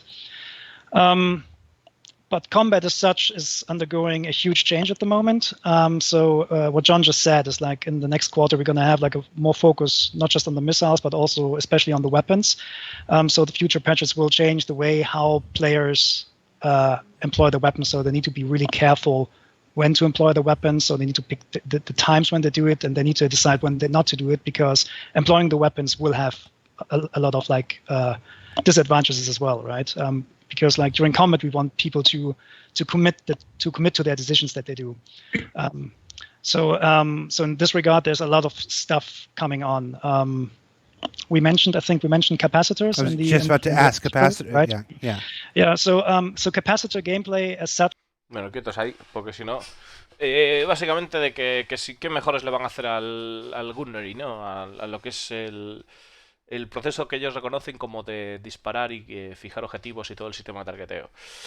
Y los diferentes tipos de apuntado, en plan de gimbal assist y fijadas, ¿no? Y armas fijas. Están diciendo un poco sobre el gimbal assist, que está un poco fuerte, que eso tienen que hacerlo menos asistido, el gimbal assist, por decirlo de alguna manera. Luego también el tema de que en este próximo parche no solo se van a centrar en misiles, sino también todo lo que es armas en general, en diferentes comportamientos de armas y demás, como que comenta de que quiere que a la hora de disparar tú las armas que tengan alguna clase de desventaja, ¿no? Es decir, de consecuencia, ¿no? Que cuando que quieren que el jugador realmente escoja los tiempos de cuando realmente quiere disparar, ¿no? Y ahora están hablando algo sobre capacitadores y vamos a ver qué nos cuentan sobre los capacitadores. Is quite interesting for us, and we're going to have this both on the weapons and on the flight model later. It's like the concept of stamina, right? So if Star Citizen were a fighting game, right? At the moment, what happens in combat, everybody's just punching, right? There's no consequence in not punching, so everybody punches. For us, that means players can tape down their fire button all the time without only with little consequence, and that will drastically change in 3.11 onwards. So you need to decide when to punch, you need to decide when to block, and so we're slowly going into that direction of having really short decision act loops, right? It's called OODA loops, like observe, orient, decide, act. So effectively using analyzing your situation, then deciding what you do, and then doing the stuff that you want to do, and having a lot of like small decisions and small loops in combat. That was like a mouthful. What I'm saying is we want the players to do a lot of important, meaningful decisions in combat. And so the capacitor changes on the weapons and later on the thrusters, they will go into that. They will help us achieving that. Sounds like the next. Vale, estaba hablando de que los capacitadores básicamente sería como ponerle estamina a las armas, o sea, el aguante, ¿no? Que se cansen, por así decirlo. Entonces como que parece que quiere que lo que hagan es hacer pequeños loops, pequeños en el sentido de que tengas que tomar, basado en lo que observas en una fracción de tiempo, tengas que tomar una decisión y que al final esa decisión pues sea una pequeña decisión que tiene que tomar el jugador y el combate sea pues un conjunto de pequeñas decisiones que que tienen un significado para lo que es el comportamiento del combate en general y que las tenga que tomar el jugador. O sea, que el jugador siempre tenga que estar pendiente de qué hacer o no hacer y estar tomando todo el rato esas decisiones, ¿no? Y a partir de ahí pues desempeñar o sea, pues desarrollar su combate. La cuestión es que dice que los capacitadores será algo muy importante tanto para lo que es el comportamiento de los impulsores como para las armas, porque les permite que el jugador no simplemente pues esté disparándose constantemente, o lo explicaba antes, ¿no? De que si por ejemplo en el juego de los puños, ¿no? Pues que se te puedes pegar todo el rato sin tener ningún tipo de consecuencia, los jugadores simplemente estarían pegando todo el rato, pero en el juego de los puños ahora mismo tú te cansas, no puedes pegar siempre cuando quieras, tienes que escoger cuando quieres pegar, ¿no? Cuando le das a los puños ahora mismo. Entonces, que quieren que sea así también para el combate, que no siempre puedas, ¿no? Que tengas que escoger cuándo. Evolution beyond just overheating, I guess. Yes. Yeah, so the problem with overheating at the moment is that the player doesn't get a lot of information about it, right? So what we actually want to achieve in the long term is that overheating is more a consequence of like strongly overclocking your ship and being careless with it. So heat on the weapons or on the thrusters won't be the immediate thing that is limiting your performance. It will be the capacitor gameplay. So effectively, if you have an energy weapon and you tape down your fire button, your gun will be empty and cannot fire after X bullets, and then they need to recharge. And the way how it recharges and how fast it's going to be, that's all under player control and will, again, require some decisions on the player.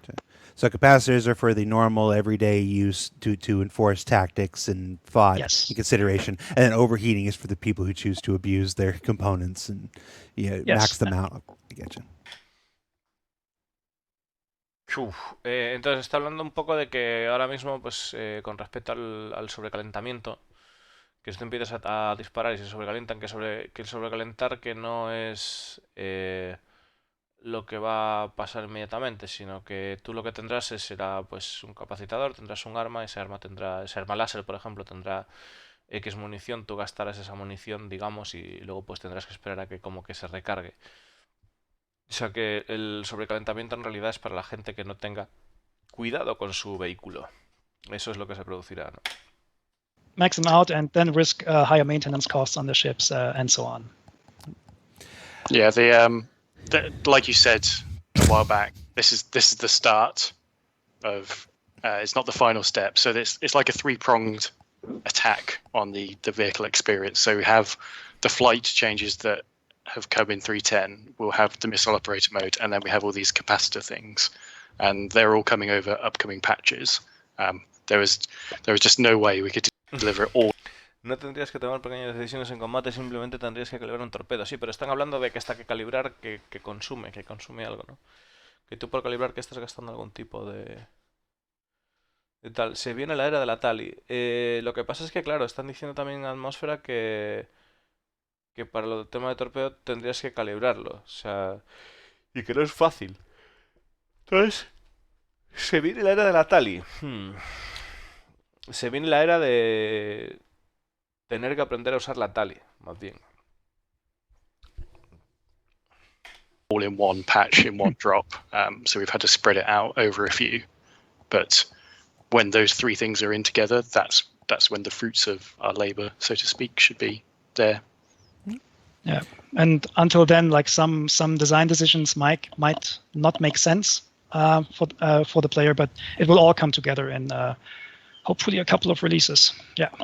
Okay. Bueno, que todo esto estaban contentos y que en un par de parches vendrá la mandanga, el asunto supremo. With ships like the Cutlass series only having relatively large rear VTOL engines, will they not inevitably end up pitching forward rather quickly and start going down when trying to hover? So I've got a Cutlass right here. So someone where you do balance. This is where you kind of pull there is some kind of gameplay. Stop showing off your spaceships. Yeah, it's making Jared jealous. JR Fab, send my order. So it just comes that gameplay side where a lot of the ships were designed certain ways without knowing where we'd be kind of several years down the line, and the features we were going to model, the aerodynamics, the thruster torque and balance and all this kind of stuff. So we have to kind of do balance certain things. So if you do have a Cutlass, you're not just pitching forwards because the ship doesn't have VTOLs at the front. For example, because we don't want the ships to feel bad. We want them to make sense, but we don't want necessarily to make ships feel bad. Yeah, sometimes we have to. the rule of cool works both ways in terms of how a ship looks. Sort of dictates some level of performance, but if how a ship looks fundamentally cripples a ship's behavior, we're going to take steps to correct that underneath. So if Rich gets his cutlass out again, the large VTOL thrusters, they look like large VTOL thrusters, but there are ones at the front that behave like VTOL thrusters to offset that. Otherwise you'd have the same size thrusters on the back at the front, or vice versa. I have ships. Bueno, están comentando un poco del hecho de que, en definitiva, del hecho de que la Cutlass Red, de que tiene, pues, o de la Cutlass que enseñó ahí, que a la hora de ponerle VTOL, ¿no? Que si no, pues que si la nave no iba a hacer esto en plan de porque tiene los motores aquí detrás, ¿no? Entonces, que en realidad que sí, que muchas veces, pues que es una decisión que hacen de, pues que sí, que en realidad que la nave que funciona bien y punto. Que aunque tenga aquí los VTOL, que va a funcionar bien. Aunque el tamaño de los motores que tiene ahí, pues que son muy brutos, muy vastos, pero como que tiene VTOL apoyando por la parte de adelante también y que va a ser capaz de seguir adelante. They're just still in the office. It just... You live like 2 minutes from the office. I know. Where was I going to go with this? I forgot. I had a follow up and I lost it. As Chris would often say, take it to the point of realism, then bring it back to the point of fun. So. Yeah. Vale, como Chris siempre dice, llevarlo al punto del realismo y luego traerlo de vuelta al punto de la diversión, ¿no? Will we see Refiriéndose al tema de las acceleration increases? Currently, they are so low you cannot use 6 degree of freedom without it feeling like you are sliding on ice for single fighter ships. So that's a very specific measure. The acceleration increases. Currently, they are so low you cannot use 6 degree of freedom without it feeling like you are sliding on ice for single fighter ships. Si vamos a poder ver incrementos de aceleración, ahora mismo da la sensación de que estamos deslizándonos sobre el hielo cuando estamos peleando con naves en el espacio. So that's a very specific measure. So it's hard to answer that because we don't know yet. Like we have a vision what combat should be, and we're going to tune the ships towards that vision in the long term, right? Just saying increased accelerations might improve a certain aspect, but it might break other aspects of the game. The answer is we don't know yet. We'll see how no sabemos, que ya veremos. how in the following quarter the respuesta. combat evolves and develops, and then we're going to decide what we're going to do with Vamos a ver the cómo evoluciona accelerations. I mean, we todo don't eso want y to fuera. just increase accelerations. We want to make a fun flight model. So maybe. Yeah, and again, it ties back into what I said earlier. It's what it feels like. A lot of people tend to get into the data crunching. This value was 0.9 in this patch, and now it's 1.7 in this patch. It's terrible. But does it feel better? Does it make the game better from being those values? Right. In the ISC segment, John, you mentioned that not wanting combat to be a DPS race. For combat to not be a DPS race, meaningful maneuvers are needed for positional combat on a macro and micro level. Currently, one can backstrafe and just hold a target in a cone, and the other person cannot push back on the strafer efficiently. Will you lower retro acceleration for more meaningful combat to take place? I think you. Vale. Están hablando un poco de que los retropropulsores que están demasiado chetados. Que si, según el punto de vista del que lo comenta, ¿no? Que si van a reducir la fuerza que tienen los retropropulsores para hacer un combate con más significado. O sea, que la maniobra de iniciar el combate o las posiciones que tengas en el combate, pues que importen más, que no sea tan fácil darse la vuelta o... Yogi touched on this with his last question about capacitors. So the capacitors will help there because it's using your retro thrusters will have consequences to your thrust capacitor. So if you just hammer like boost or afterburn on your retros constantly, you're going to run out a lot quicker than someone coming forward. So then you're going to be at a disadvantage. So Claro, aquí es donde está el tema que dijo del capacitador, que si tú utilizas los retropropulsores con afterburn y todo eso para frenar y tal, que de repente pues eso va a afectar directamente al capacitador de los impulsores y que al hacer eso pues si te está persiguiendo otra persona o lo que sea tal, pues que vas a estar en desventaja contra esa persona que no haya hecho eso.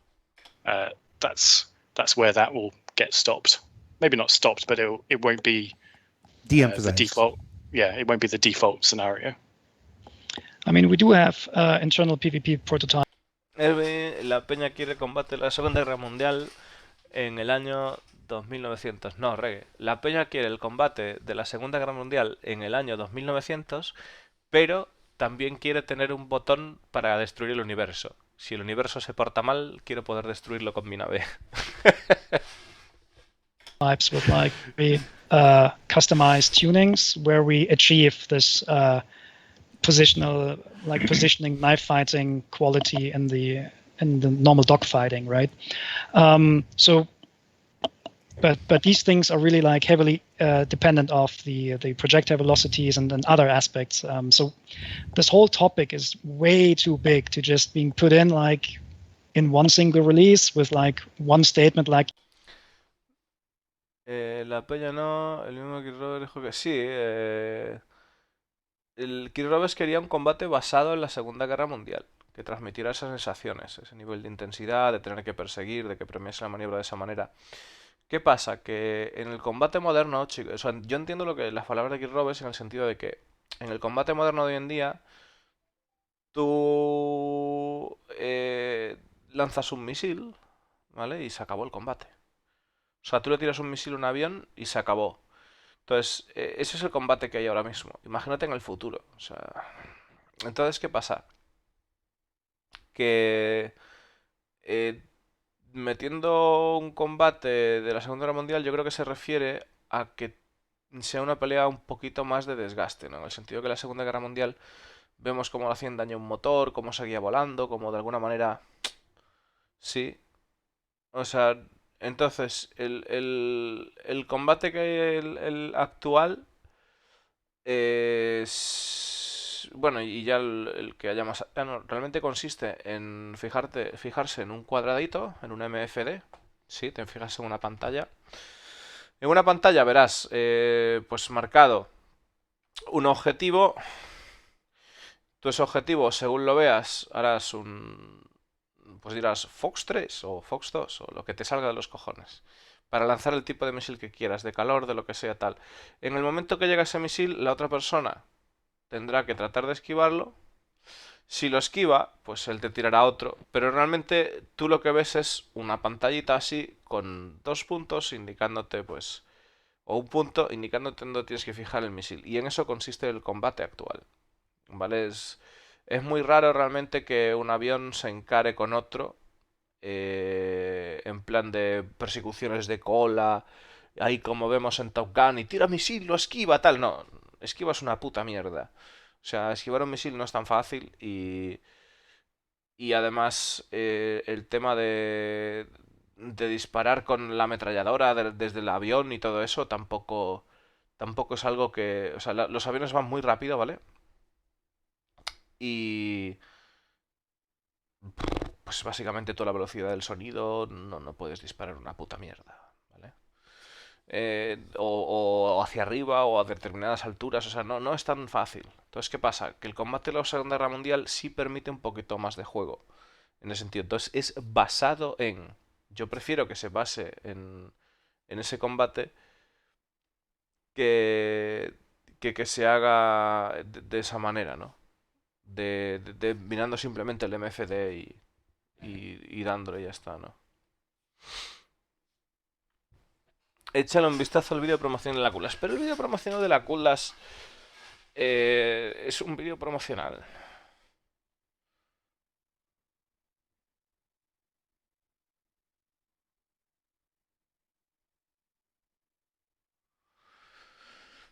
Las guerras del futuro no creo ni que tengan naves tripuladas. O sea, no... Es decir, fijaros, o sea, ¿por qué cojones vas a tener un piloto humano que tiene que soportar X fuerza G cuando puedes tener una inteligencia artificial a la que le suda tu fuerza G y tu mierda toda? Da igual, o sea, tienes una máquina totalmente preparada que revienta todo y ya está. Yep, let's cut backstrafe or something like that. So we need more time to work on that. So and this happens over the course of the next quarter. So we have like a little side project going on at CIG, which is called. No, o sea, yo imagino que será, o sea, como si pilotan los drones estos estadounidenses y tal, que en realidad tienes una instalación y desde esa instalación es de donde se pilota, no del actual avión en sí. Entonces, yo creo que es complicado. Called iterative combat testing, and within that group, so it's not just VT people, but it's also people from our user research department, which includes Bayer, who used to be a very successful PvP player in Star Citizen. In this, I like the way you say used to. Yeah, he still is. Yeah. Used to. Yeah, he's pretty good. Yeah. So ¿Qué cojones están so hablando? we're working a lot with that. Within that, let's cut backstrafe or something like that. Internal PvP prototypes with like Just hammer like boost or afterburn on your retros yeah, constantly. You're going to run out a lot quicker than someone coming forward. So then you're going to be at a disadvantage. So that's where that will get stopped. Maybe not stopped, but it won't be the default. Yeah, it won't be the default scenario. I mean, we do have internal PvP prototypes with like customized tunings where we achieve this positioning knife fighting quality in the normal dogfighting, right? So but these things are really like heavily dependent of the projectile velocities and other aspects. So this whole topic is way too big to just being put in like in one single release with like one statement like, yep, let's cut backstrafe or something like that. So we need more time to work on that. So and this happens over the course of the next quarter. So we have like a little side project going on at CIG, which is called iterative combat testing, and within that group, so it's not just VT people, but it's also people from our user research department, which includes Bayer, who used to be a very successful PvP player in Star Citizen. In this, I like the way you say used to. Yeah, he still is. Yeah. Used to. Yeah, he's pretty good. Yeah. So He was all right. So we're working a lot with him to just iterate over the combat and narrowing down on the experience that we actually want to have. So, and we have enough test results that suggest that we can reach this positional knife fighting kind of dogfight again. But it's like the whole work that needs to be. Vale, dice que hablando un poco de todo lo que es el tema de PvP, con refiriéndose a los impulsores y tal, como que están haciendo un equipo para trabajar en eso, con una persona que solía ser bastante buena en PvP, que está pues ahora mismo en Star Citizen, no sé si será Bayor, la verdad, no estoy seguro, pero bueno, que están obteniendo feedback de esa persona para poder recuperar el establecer lo que es el dogfight. Done to implement this properly is way too much for one release. So, I mean, the first gunnery changes on the turrets and the fixed weapons that 3.10 will have are actually a result out of the from the testing that happened. We kicked it off I think in March, and we still continue to develop things there. So over the next courses of releases, we will move more stuff over to the main dev branch. Will eventually end up in player hands. Yeah, I saw a question fly up in the chat a while back about engages being different between 3.9 and 3.10. 3.10 does bring them in, but these changes we're talking about capacitors bring them in another step. So you get that more visceral, positional knife fighting with spaceships combat experience rather than just two tiny pixels flying around. Vale, que hablando a mayores sobre el PvP, dice Juan Tripulación que aunque los capacisadores no están metidos para la 3.10, que sí vais a ver unos cambios en lo que es la experiencia de combate de naves, que no simplemente van a ser 2 píxeles pegando. Never mind, I won't go there. Any thoughts about helmet or windshield polarization and other improvements that might allow us to see better on super bright planets, or heck, even in space when you just turn towards the sun? So in 3.10, we have actually enabled, or not enabled, the graphics team provided a nice new little bit of tech to make the central flight HUD dynamically adjust its brightness based on the environment. So when you're in deep dark space, it dims down, so it's not blowing out the eye adaptation. When you're in light environments, it ramps itself up so you can actually see it against like white clouds, or if you're on yellow or microtech when you're in a snowstorm, it'll be bright enough with a drop shadow that you can see. Maybe if you point it directly into the sun, it won't quite deal with that, but for 90% of the environments it works. There are a few quirks. Vale, dice que para la 3.10 que hay un ajuste de brillo automático que ha metido el equipo de gráficos y tal, pero que vamos a verlo en plan de, pues, contra el sol, que igual no es lo suficientemente efectivo si miramos directamente al sol, pero sí para el 90% de los entornos, que ayudará bastante a reducir esa intensidad que hay ahora mismo, los problemas que hay ahora mismo con el brillo del juego. That didn't make it into 3.10, so not every single element on the HUD reacts like that. So 3.10 is just the flight HUD. We need to expand that to things on the lens, such as the reticules and like mission markers, so they do the same thing. The ATC gates in the VJoy ATC gates in environments, because they're technically rendered on the lens rather than on the visor, they can't take advantage of it. So there's more to come there. That's certainly great news for the HUD. You still lose targets in the sun on a really bright planet, or in space if somebody flies in the sun. And I suppose that that's an appropriate tactic if you can utilize it as well. It's a tried and tested combat tactic. Yeah, still sunglasses. Let's see. Will NPC ships reap any benefit from these new improvements and maybe become more deadly? Las naves de NPC se beneficiarán de estas mejoras y se convertirán más mortales. Y por la respuesta del juego de tripulación de no. They take advantage of it as players do. It's purely down to AI behavior. Parece que sí, que dice que agarran ventaja de lo que son las armas tanto como los jugadores lo hacen. Yes, I wouldn't say they're any worse than before. Actually, 3.10 has a couple of IFCS bug fixes that makes them not cheat anymore. There was like there was like a bug that when an AI ship pulled up, then the acceleration and the rotation was way bigger than it used to be, and so like certain ships could like instantly turn around, and now they're actually limited to what they're actually capable of. So that rather like streamlines the whole experience. In terms of weapon, I think AI ships do not use fixed assist. That's for players only. Vale, dice que en caso de los jugadores el asistido fijo, las armas asistidas fijas es solo para jugadores, que no será para NPCs, y que sí que se nota que han corregido un bug en el comportamiento de lo que es el vuelo de las naves. Así que los NPCs no se benefician, como decía el juego en tripulación, de todo lo que el jugador se beneficia. O sea, en el caso de las armas fijas, pues no lo hace el NPC. I think it's probably a question we'll follow up on with the AI team. We're going to be talking to them later next quarter, so we'll see if we can hear what their plans are for how they want to incorporate atmospheric flight, the new atmospheric flight stuff into their plans.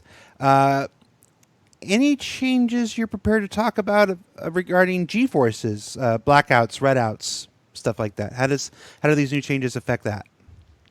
So the GeForce model is still the same that we had before, but we have it in our backlog to change it a little bit, because we're not really satisfied with the effects it produces. So yeah, but it's like, as far as I know, it's on the backlog. I'm not sure what the other plans are.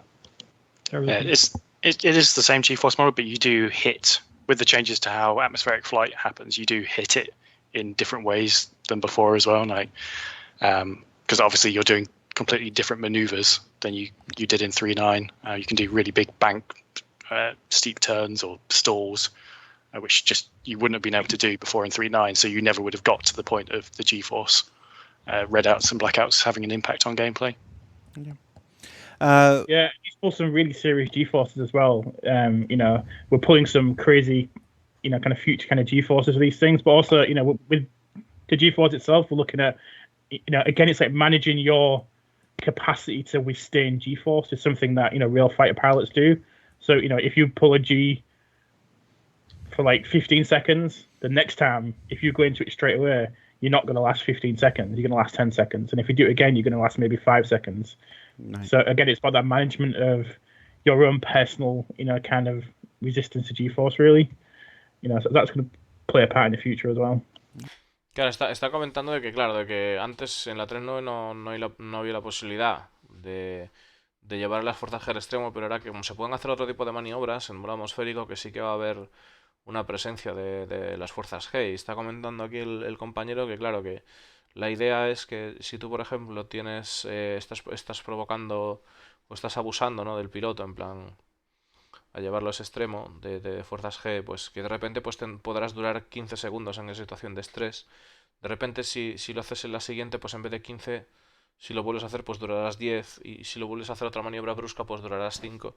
Y que es como algo que se planea de cara al futuro, ¿no? De que el jugador, pues, eso sea relevante a la hora de tú tomar una decisión de cómo quieres llevar tu nave, pues que sea relevante el tener en cuenta que el piloto te puede desmayar, claro.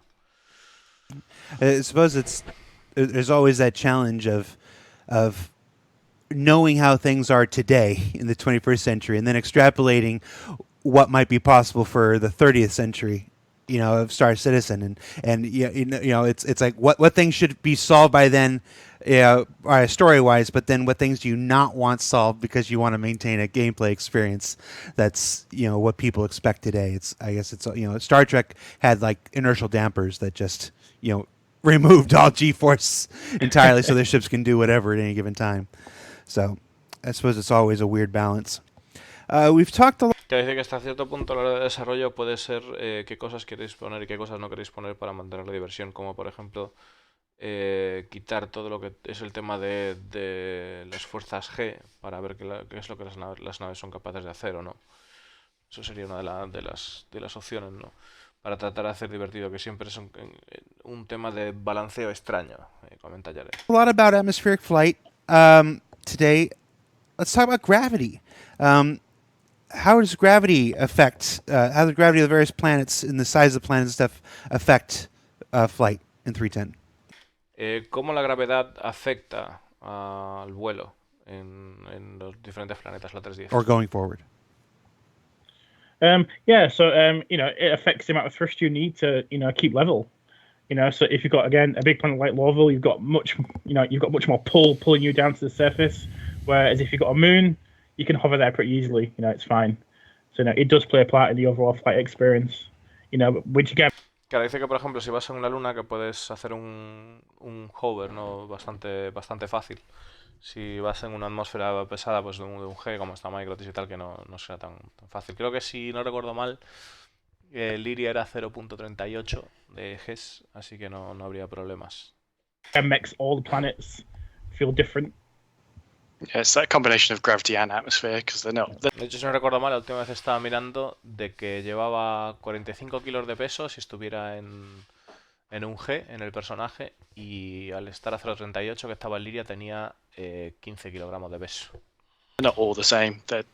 They all have different combinations of gravity strength from 1 to 0 and different atmospheric strengths and different environmental effects. Like some of them have windstorms on them, some of them have ground snowstorms. So it really is a varied experience. Your ship is not going to behave the same if you take it to every single moon and planet in Star Citizen. Okay. In the ISC segment, we showed how the atmospheric planes and everything change for transforming ships. Like the Reliance fly differently in atmosphere vertically than horizontally. The changes in the Cartual, so like this. This question from the chat: is asking if that extends to things like opening cargo doors and stuff. Will that affect the flight performance of a ship if you open up every single door on the side of a caterpillar, on both sides of the caterpillar? Does that now handle differently than if they were closed? So it doesn't currently, but this is something we've talked about with doors. Vale, está comentando de que, bueno, que las naves se comportan diferente según lo que están haciendo. No se comporta igual una Reliant, no se comporta igual con las alas en horizontal que con las alas en vertical. Bueno, ya sabéis, la nave de Miss esta, que es con tecnología Xi'an y todo el tema, ¿no?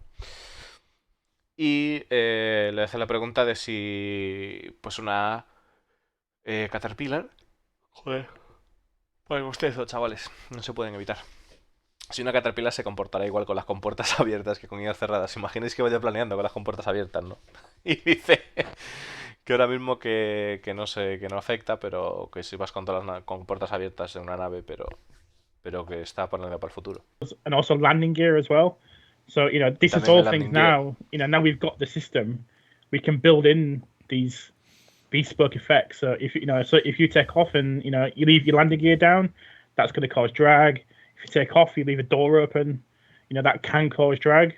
So it's just a question of how we implement this across all the ships. But that is definitely something we've talked about. And it's definitely something that's going to come in a future release. Yeah, something like the Carrack or the even the Starlifter that can open up the front door and the rear door and just let a whole bunch of air pass through underneath. Yeah, that's not going to fly well. I wouldn't want to be inside it when that happens. Okay. Dale, que dice que cuando tengas una compuerta que habrá mucho arrastre, ¿no? Que en el caso de una... Bueno, en el caso de una nave como una Carrack o algo así, que tengas abierta la puerta de adelante y demás, que no sería conveniente, pues que dice Juan Tripulación que no quiere estar a bordo cuando pase, ¿no? Let's see, what else we got? We are almost out of time, gentlemen. Just a couple more questions. There have been a fair amount of questions in the chat today just about the Cutlass in general. I know we did a show about the ships just 5 weeks ago. I think it was just 5 weeks ago, yeah. But since there are so many questions, any changes regarding the Cutlass? Anything you can tell us about the Cutlass? John, why do you hate the Cutlass? I don't hate the Cutlass. ¿Algún cambio relativo a la Cutlass? John, ¿por qué odias a la Cutlass? Eso no lo sabía yo. I hate all ships equally. I don't have a favourite. I don't have a worst.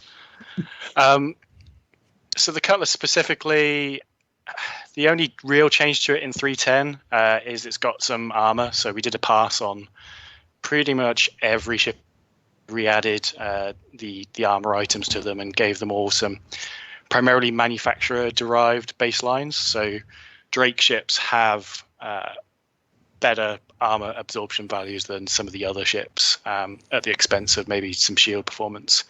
And the Buccaneer the Cat gave them all some primarily manufacturer-derived baselines. So Drake ships have better armor absorption values than some of the other ships at the expense of maybe some shield performance. And the Buccaneer and the Caterpillar got some buffs in terms of their weaponry as well. So trying to just improve the usability of the Drake lineup, because to looking at the analytics, the Cutlass fares quite well despite the amount of noise that we get.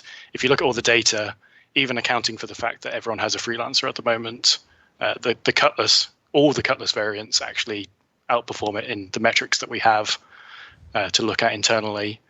But the Buccaneer and the Caterpillar really did struggle.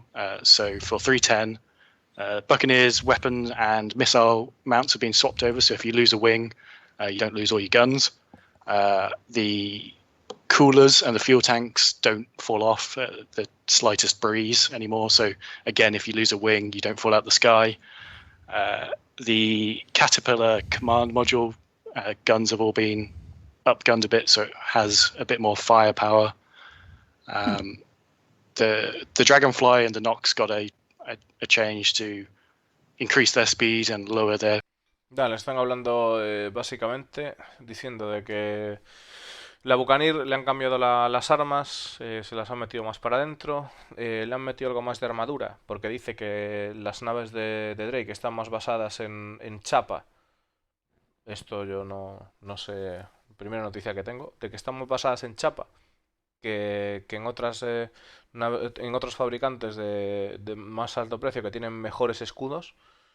Hasta donde yo sé, las naves de Drake son, o sea, de armadura y eso poca.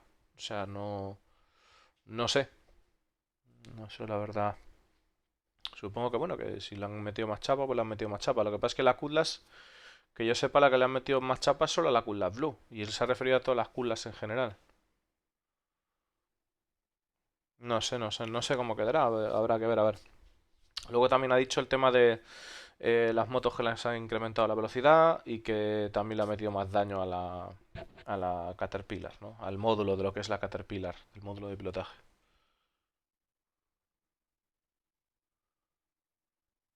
Sí, que suelen tener mejor armadura que otras naves. Eso no tiene mucho sentido según el lore. No tiene ningún sentido. ¿Qué cojones vamos a estar equivocados? El lore está equivocado Juan Tripulación. Está equivocado él. Según usa, debe tener más chapa en general que las naves físicamente más resistentes porque el resto usa chapa mínima, teniendo en cuenta que tienen mejores escudos. No. Eh... No. No hay por dónde cogerlo. O sea, no. Drake se supone que es un fabricante barato, que son piezas fáciles de reparar y de cambiar, pero que tengan más armadura y otras naves tengan más chapa. eh, o sea, que tengan más chapa que otras naves y otras naves tengan más escudo.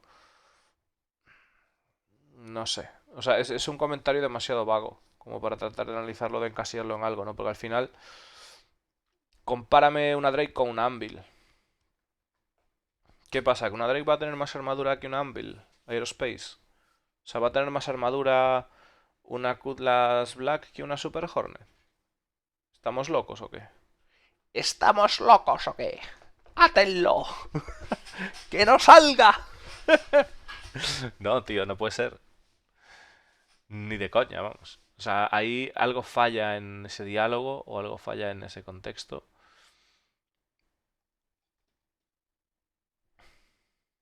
Vamos a volver a ver lo que dice porque es que no... O sea, porque... in the metrics that we have to look at internally. But the Buccaneer and the Caterpillar really it's got some armor, so we did a pass on. A ver. Cutlass. John, why do you hate the Cutlass? Vamos a ver lo que I dice. don't hate the Cutlass. I hate all ships equally. I don't have a favorite. I don't have a worst. So the Cutlass specifically, the only real change to it in 310 is it's got some armor. So we did a pass on pretty much every ship.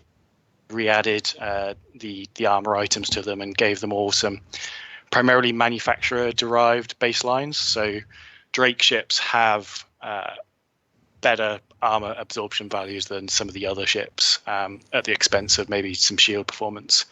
And the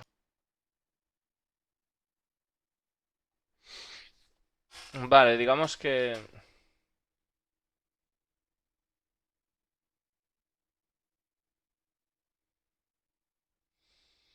Claro, o sea, lo que estoy diciendo, lo que está diciendo aquí es que esto yo... A ver, está comentando de que las naves de Drake tienen mejor absorción de chapa frente a las caras. Las naves caras que probablemente se basen más en escudo, ¿no?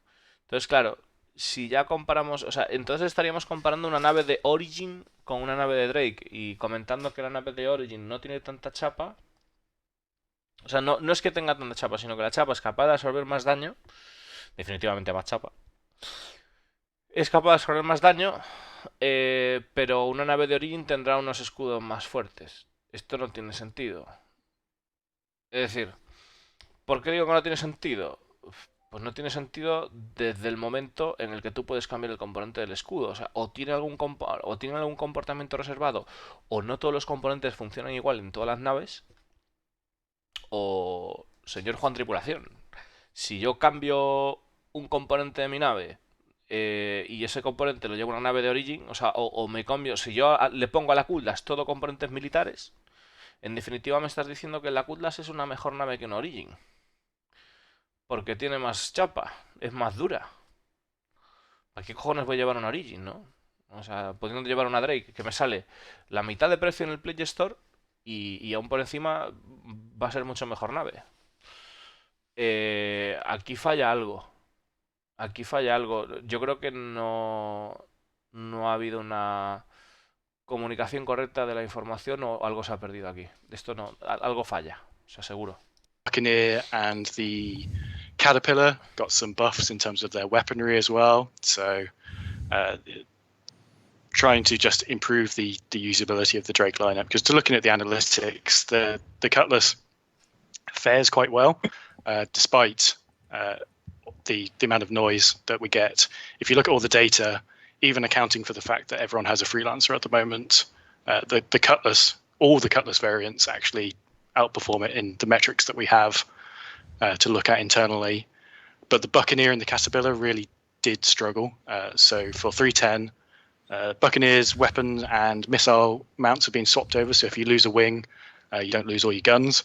The coolers and the... Quieto un momento. Las Drake no pueden llevar componentes del mejor grado ni militares, por ejemplo. ¿De dónde sacas esa información, Roibos? O sea, de la única nave que yo sepa de Drake que no va a poder llevar componentes militares, que solo va a poder además llevar componentes industriales, es la Kraken. Porque la Kraken hablaron de eso concretamente. Lo especificaron. Vale. Es una suposición, ok. Porque la Kraken sí que dijeron que solo iba a poder llevar componentes industriales. O sea, solo industriales. En la Kraken. Que eso fue lo que me echó para atrás el día que salió. Que solo iba a poder llevar componentes industriales. Fuel tanks don't fall off the slightest breeze anymore. So again, if you lose a wing, you don't fall out the sky. The Caterpillar command module guns have all been upgunned a bit, so it has a bit more firepower. The Dragonfly and the Nox got a change to increase their speed and lower their ground hugging ability. So hopefully 310 should see a bit of a usability improvement for Drake owners. And so I expect folks when the patch goes live, check out the patch notes for the full list of all those changes that are coming in 310. Last question, second to last question, I guess, before we let you go. Let's see how granular this gets. We've talked about, we know how wind affects flight in atmosphere. We know how gravity will affect flight in atmosphere. How big a factor is temperature in the atmospheric flight of ships? Will it affect things like the overheating of ship components at all?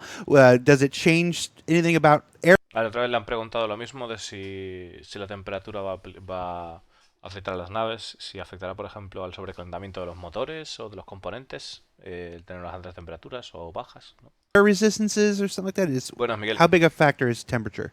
And is it a factor, I guess? In 310, it isn't a factor, but it is something that we want to do. So if you fly your ship down to an ice planet and you leave it there turned off for a few hours and you come back to it, its boot up time to the point it can operate will take longer. If you're flying in a lava volcano planet somewhere in Pyro, you are going to overheat quicker than you would in deep space. So we do plan for that to have an effect, but in 310 it doesn't. I don't know if the current temperatures affect the pressure on the planets. That's not really our area, but if it does affect the pressure, then it will affect the handling. Fair enough. And last question before we let you go from the chat. Richard, I don't know if resistances or something? The Dragonfly really... last question, second to last question, I guess, before we let you go. Let's see how granular this gets. We've talked about, we know how wind affects flight in atmosphere. We know how gravity will affect flight in atmosphere. How big a factor is temperature in the atmospheric flight of ships? Will it affect things like the overheating of ship components at all? Does it change anything about air resistances or something like that? How big a factor is temperature? And is it a factor, I guess? In 310, it isn't a factor, but it is something that we want to do. So if you fly your ship... Aquí está al principio. O sea, de entrada, el A310 es algo que no va a afectar, pero es algo que quieren que sea un factor en el futuro. En la temperatura, ¿no? Down to an ice planet and you leave it there turned off for a few hours and you come back to it, its boot up time to the point it can operate will take longer. If you're flying in a lava volcano planet somewhere in Pyro, you are going to overheat quicker than you would in deep space. So we do plan for that to have an effect, but in 310 it doesn't. If you fly your ship down to an ice planet and you leave it there turned off for a few hours and you come back to it, its boot up time to the point it can operate will take longer. If you're flying in a lava volcano planet somewhere in Pyro, you are going to overheat quicker than you would in. Vale, si tú estás volando en algún planeta cerca de un volcán o lo que sea, te vas a sobrecalentar, se van a sobrecalentar los motores. Si vas a ir a un planeta helado y dejas por ahí la nave apagada durante un rato, a la hora de arrancar la nave va a tardar más en arrancar de vuelta. Eso mola un huevo. In deep space, so we do plan for that to have an effect, but in 310 it doesn't. I don't know if the current temperatures affect the pressure on the planets. That's not really our area, but if it does affect the pressure, then it will affect the handling. Fair enough. And last question before we let you go from the chat. Richard, Si van a poner volcanes, claro, va a haber planetas enteros de lava, Belarza. can your cat come on the show next week, even if you're not here? En Pyro. Yeah, I can ship No him sé qué ha to dicho whoever's aquí. on the show. Richard, can your cat come on the show next week, even if you're not here? Yeah, I can ship him to whoever's Puede venir tu gato al show, incluso aunque no vengas tú al show. on the show. If you let us know, I'll put him in a box. What, Well, he's just staring at me right now. He's called Rocky, and he's very that was hungry my next question. because it's his feeding time, and he's just sat staring at me now. Fair enough. So, All right. Well, that's it for our show, guys. Thank you so much for taking the time out of a busy Wednesday to Wednesday. Wow, that wasn't even on purpose. Busy Wednesday. Busy Wednesday. It's Friday. It's July. It's July 3rd. It's a holiday weekend here in the United States. For folks in the United States watching, Happy Independence. For folks in the UK watching, Happy. No, I'm just kidding. I thought it was Wednesday, Ouch. just like a minute ago. I thought it was Wednesday, so don't listen to a thing that I say. Thank You you. also nearly forgot your name at the start. I know. Yogi, John, Richard, and Rocky, thank you so much for being here on the show with us. Así que es el día de la independencia en Estados Unidos, porque dice que es un fin de semana como festivo y tal. O sea, que es el día de la independencia en Estados Unidos. Yo ni puta idea.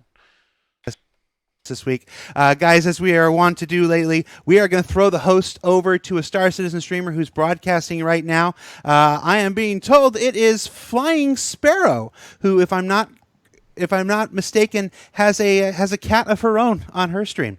So you can check that out. The host should start any minute now. So opt in. Tell him Rocky says hi when you go for Star Citizen Live. Thank you so much.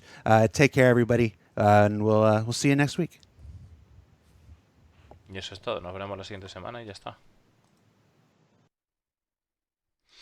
Bueno, pues hasta aquí estuvo el Star Citizen Live, que no estuvo mal. Algo más de información, aclarar algo más de información, pero antes de marchar, vamos a mirar una cosa, porque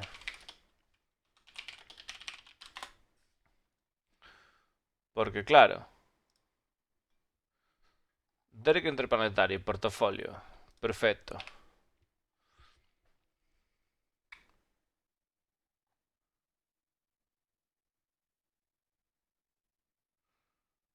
Vale, las cutlas. La clave del diseño de Drake es el Drake Interplanetario AS1 Cutlass, ¿no? Increíblemente barata. La Drake Cutlass es usada alrededor de toda la galaxia para cientos de diferentes propósitos, ¿no? Para miles de diferentes propósitos. Desde rescate, desde búsqueda y rescate en ambulancias hasta prospecciones de minar. Ojo, es que esto ya cambió, pero tela. To Mining Prospector. O sea, para poder minar. Imaginaos el rollo si ha cambiado durante los años. Conversiones a pequeña... Bueno, y conversiones también para poder transportar comida. La naturaleza modular de la Cutlass significa que puede ser cualquier cosa para cualquiera. Vale, pero y aquí, bueno, y además esto hace que no hay que negar el hecho de que también es conocido como un vehículo de elección para, pues, cometer delitos. Ya está. La cuestión, lo que habría que mirar es el tema de la construcción.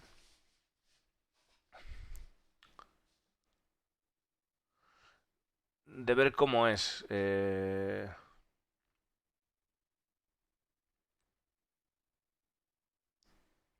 O sea, de ver cómo es la construcción, ¿no? Porque pone, la cultas tiene un espectro rizaño, todas las cosas consideradas.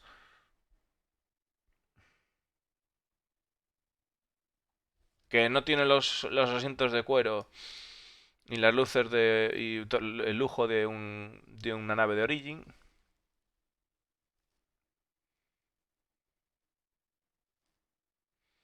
Pero podría ser construida rápidamente usando materiales comunes en cualquier mundo inhabitable. Bueno, costando además tres cuartos de lo que cuesta cualquier otra nave comparable. Y por eso, vale, de acuerdo, muy bien. Vale, o sea, de entrada la construcción que tiene es cutrísima, pero no dicen nada sobre... Bueno, más que cutre, que se puede construir con lo que se quiera, ¿no? Incorporación, Drake Interplanetary, incorporación... Vale. Sí, Partners in Crime, The Future... Vale. No pone... ¿qué el futuro? ¿Qué es lo que aguarda el futuro para tal? Vale. El rumor es que este año los modelos se están viendo para producir... vale. Osículas, Caterpillar y Buccaneer.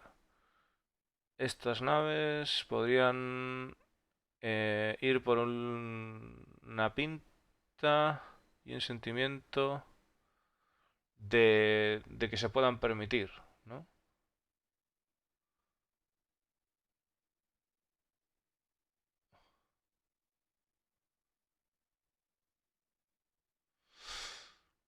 Es que no pone nada más de...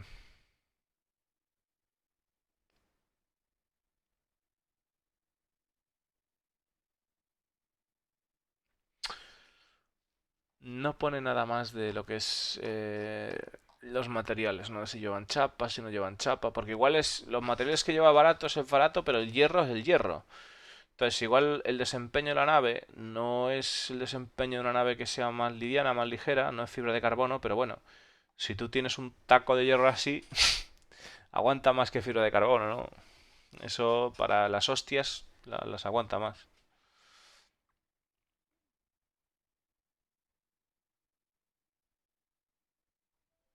Así que no sé cómo será. Y bueno, esto es todo por el Star Citizen Live.